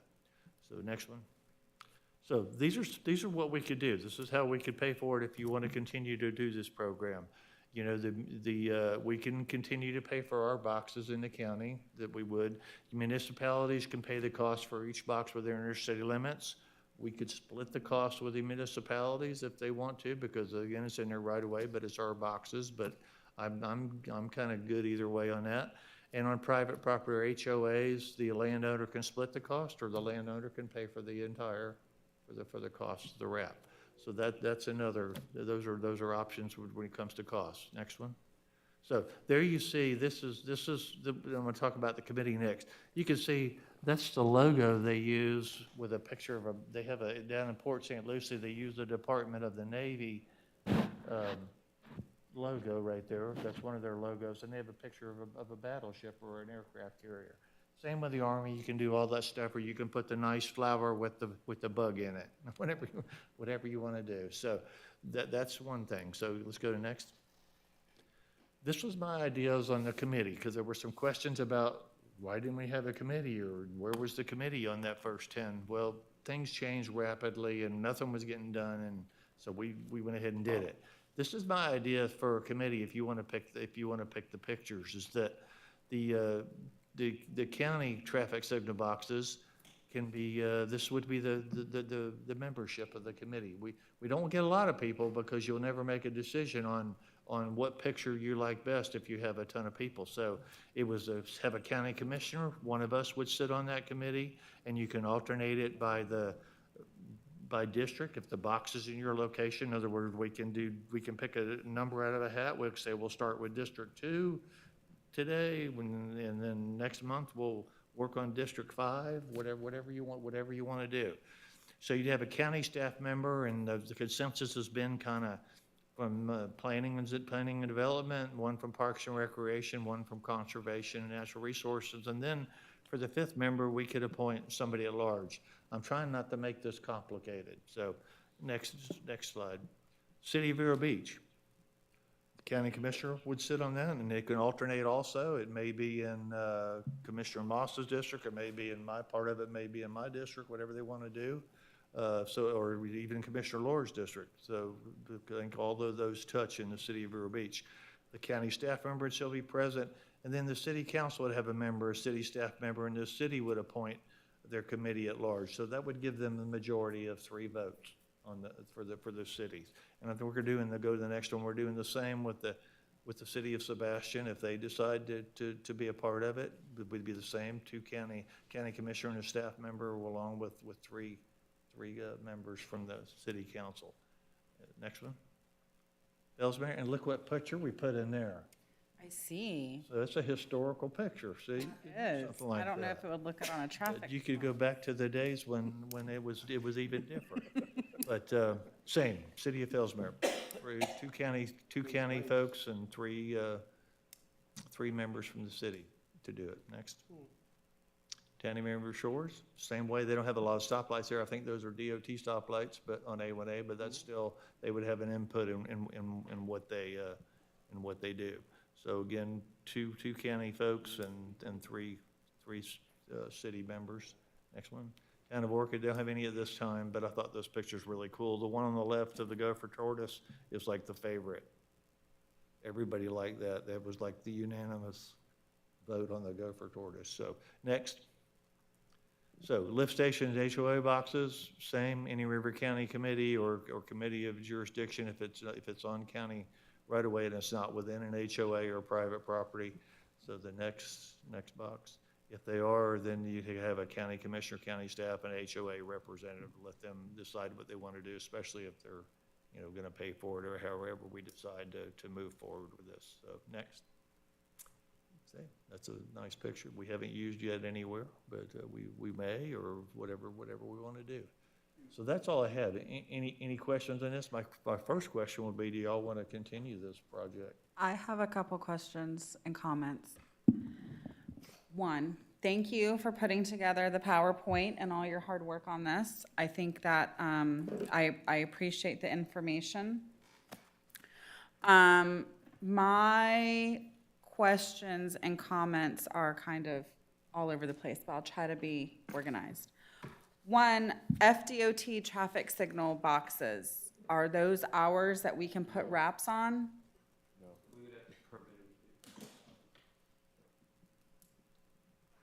We would have to permit them through FDOT.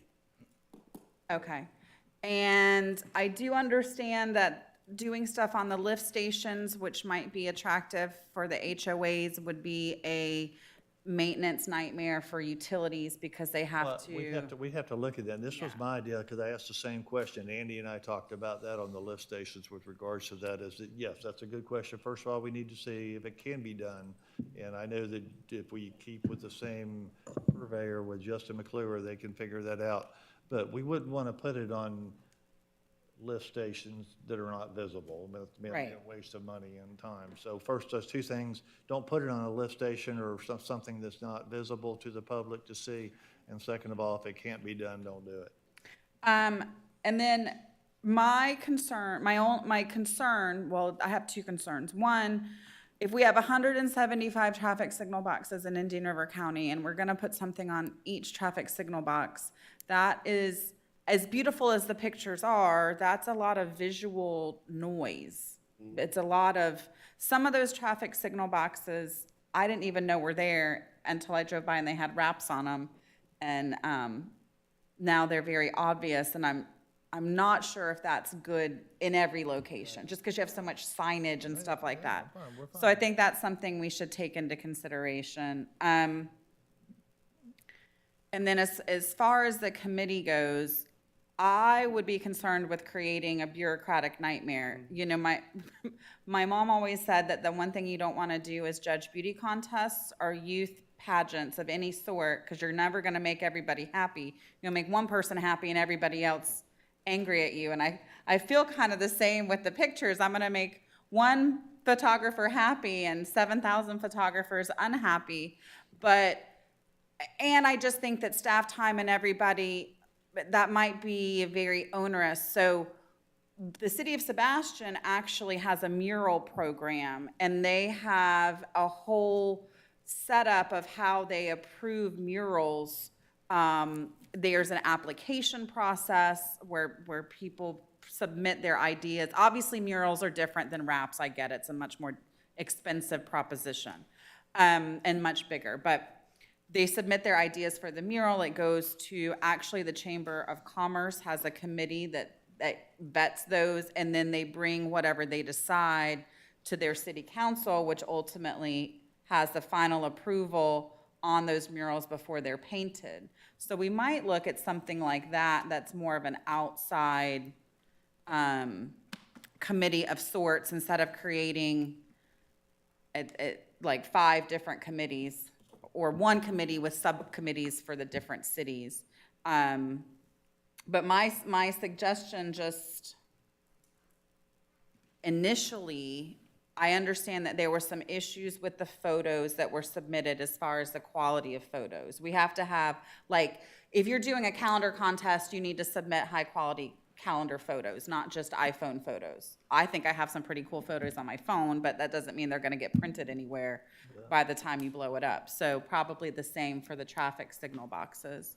So maybe what we can do, especially considering that the Community Development Department is going through umpteen planning projects right now, that's kind of a focus. I think, what did you say, John? We have 10 going on, countywide? 11 total. Not just totally with them, but. Right, but but in they have the general. lion's share of them. I know we need to collect pictures, so maybe we can create a submission link for people to submit the pictures to, so we can collect those. We can let community development get through the USB programs and some of those other things, so we can give them the time to devote to that.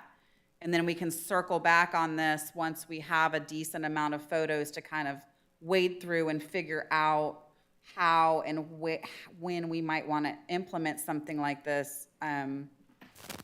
Because I think it's nice, like we did the 10 and that's nice, and they looked, they look good. Some of them, it took me a second.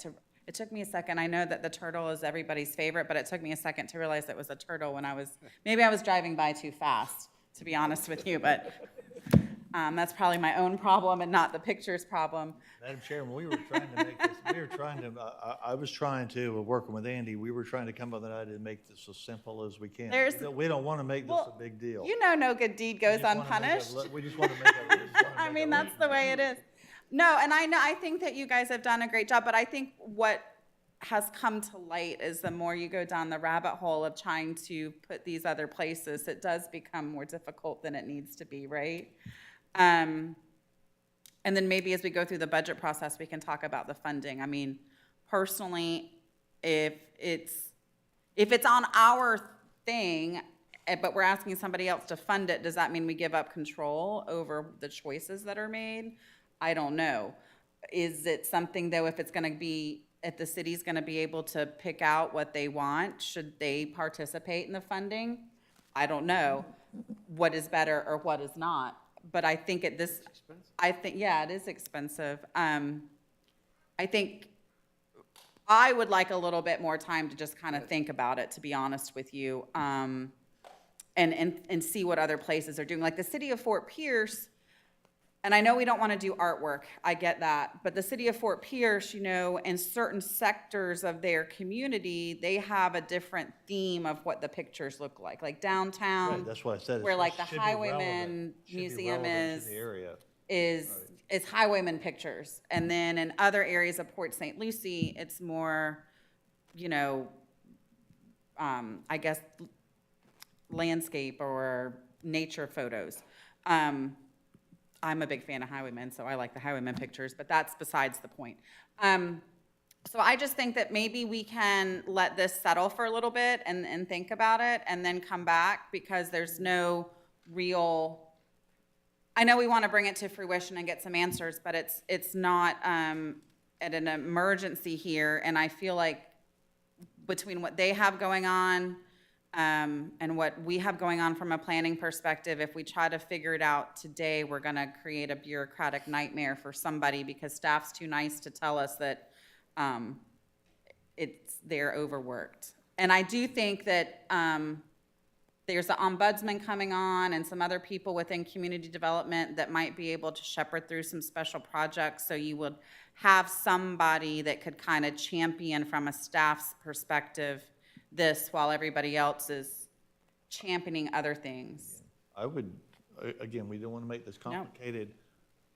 I just first of all want to know if y'all, and Andy, staff wants to know if y'all want to continue this somehow.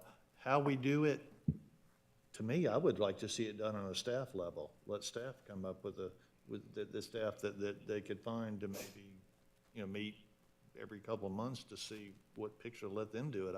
I don't know if, I don't necessarily have the time to get involved. I'm telling you, it's not as easy as you think. I know, I guarantee you it's To not pick as what you easy do. as. Madam you Chair. think. But you keep it happy, but you try to keep everybody happy and go with the best thing you can. So I guess what we really need to know is if y'all want to continue this, and I just threw that out there because there was some discussion from a few people of, well, what's this committee? How's this committee? Who's this committee that's deciding?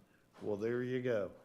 To me, if it was up to me, I think less is a better number, and keep politicians out of it, in my opinion.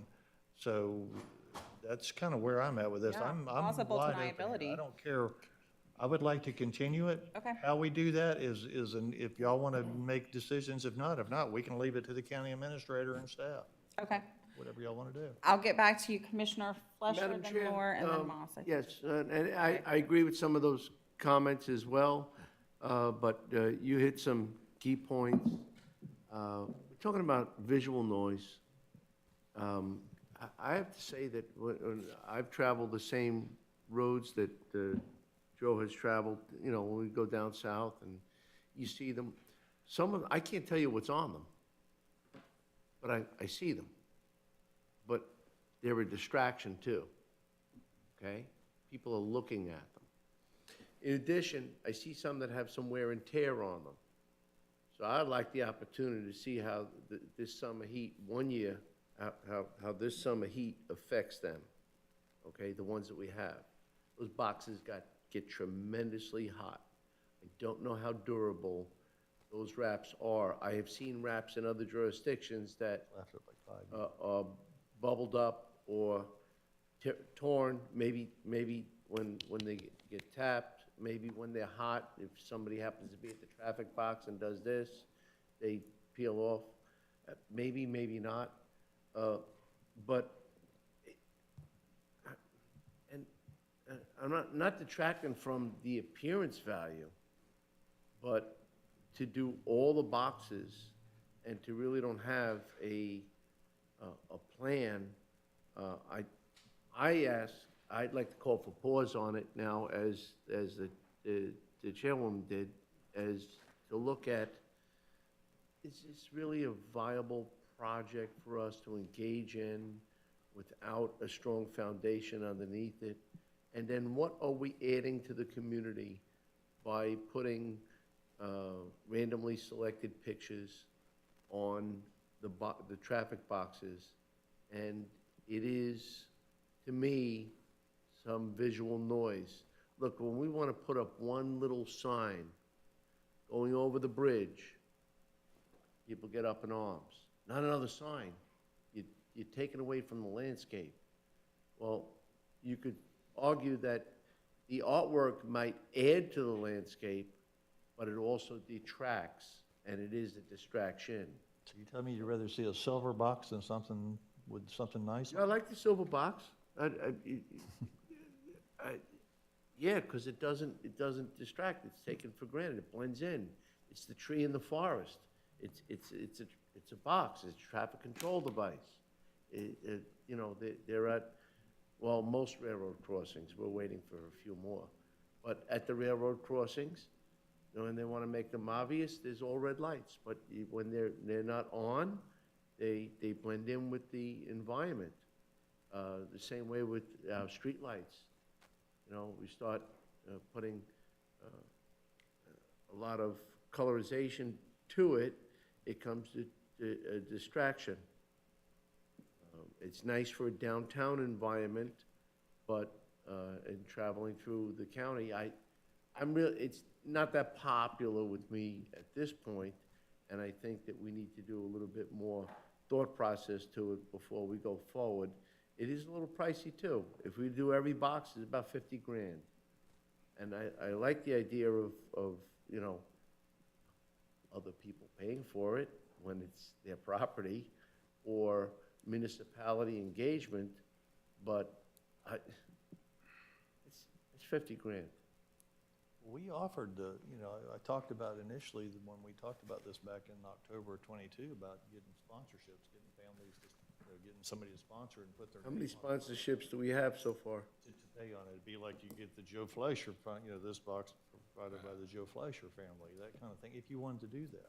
So now that What I'm telling you is, I'm wide open here. Do y'all want to continue this? We can figure out a way and come back with even a better plan if you want to do, but we need to know whether you want to spend any, because it's going to take some of staff's time.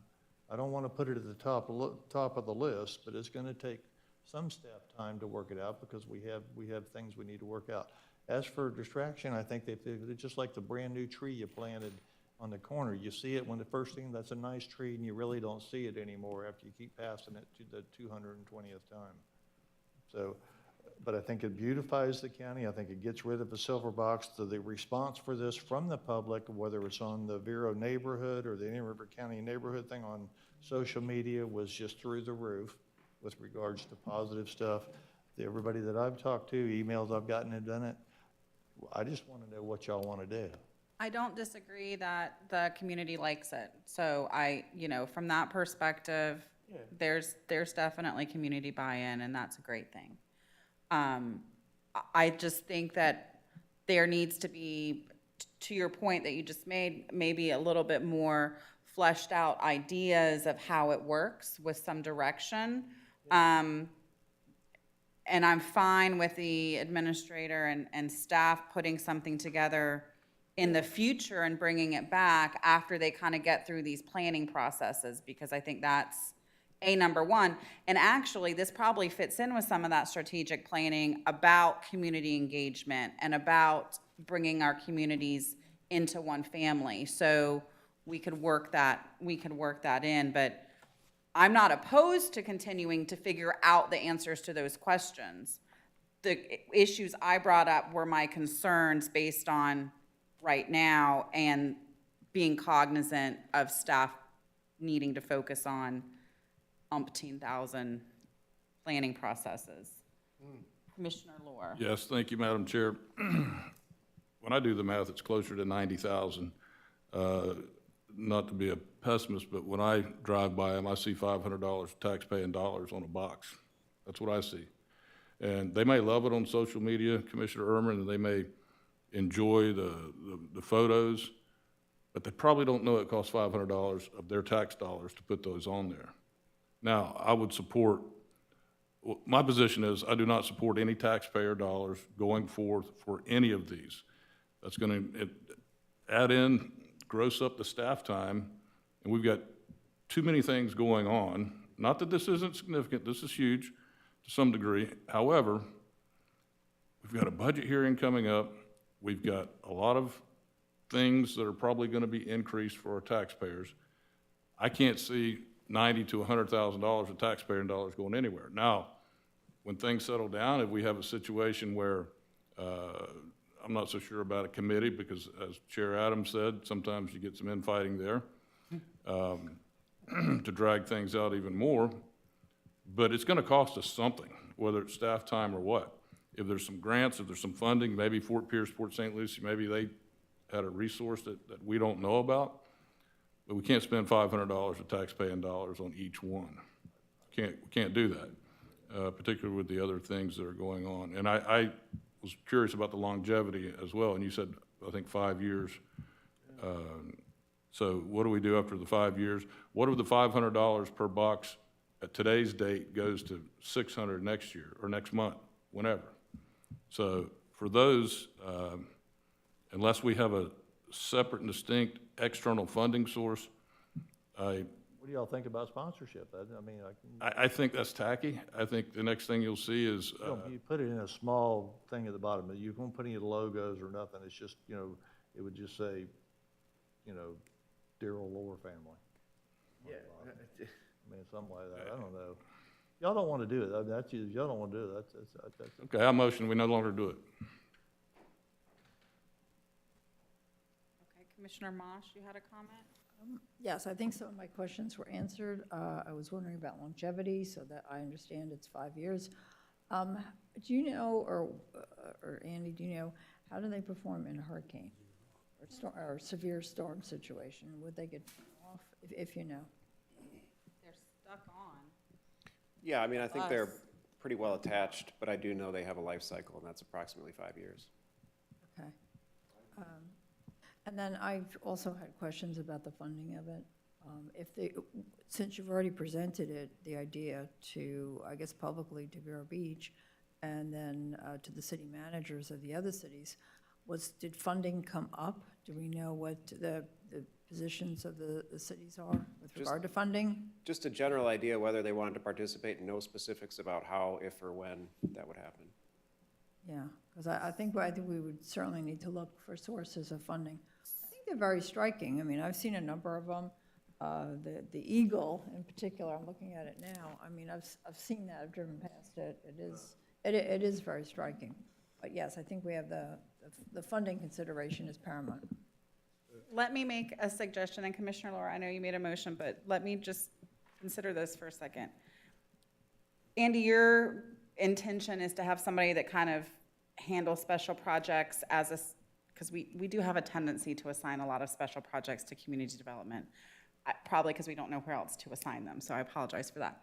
But if you're gonna bring somebody on in the next year with the next budget cycle whose job is going to do that, and there's no rush at this point, and then we can get some more public feedback, perhaps when that person comes on board in the fall or whatnot, this can be something that they can look at this meeting, review these questions, and try to bring something back later in the fall is to answer those questions, look at the possibility of funding, what other areas are doing, and how to vet the pictures and make those decisions in a non-bureaucratic nightmare manner. As a way just to, because I feel like some of us, it's not that we don't necessarily like the program, we just don't want to spend a lot of time on it, we don't spend a lot of money on it. It could, there's some value in it from a public, perception perspective, and it could be, we talked about as part of the strategic plan, branding and public education, it could be a way to do that. But I do agree too, it doesn't necessarily need to be at where the osprey is. I know it's beautiful, but I didn't even know that box was there until it was wrapped with an osprey. Because I think it used to be green and it just blended in with the bushes. Right out of his beak. So as an idea, that would basically, when the next budget starts in October and that person is in place, this could be something that gives a staff person, but not takes away from the other work that community development's doing.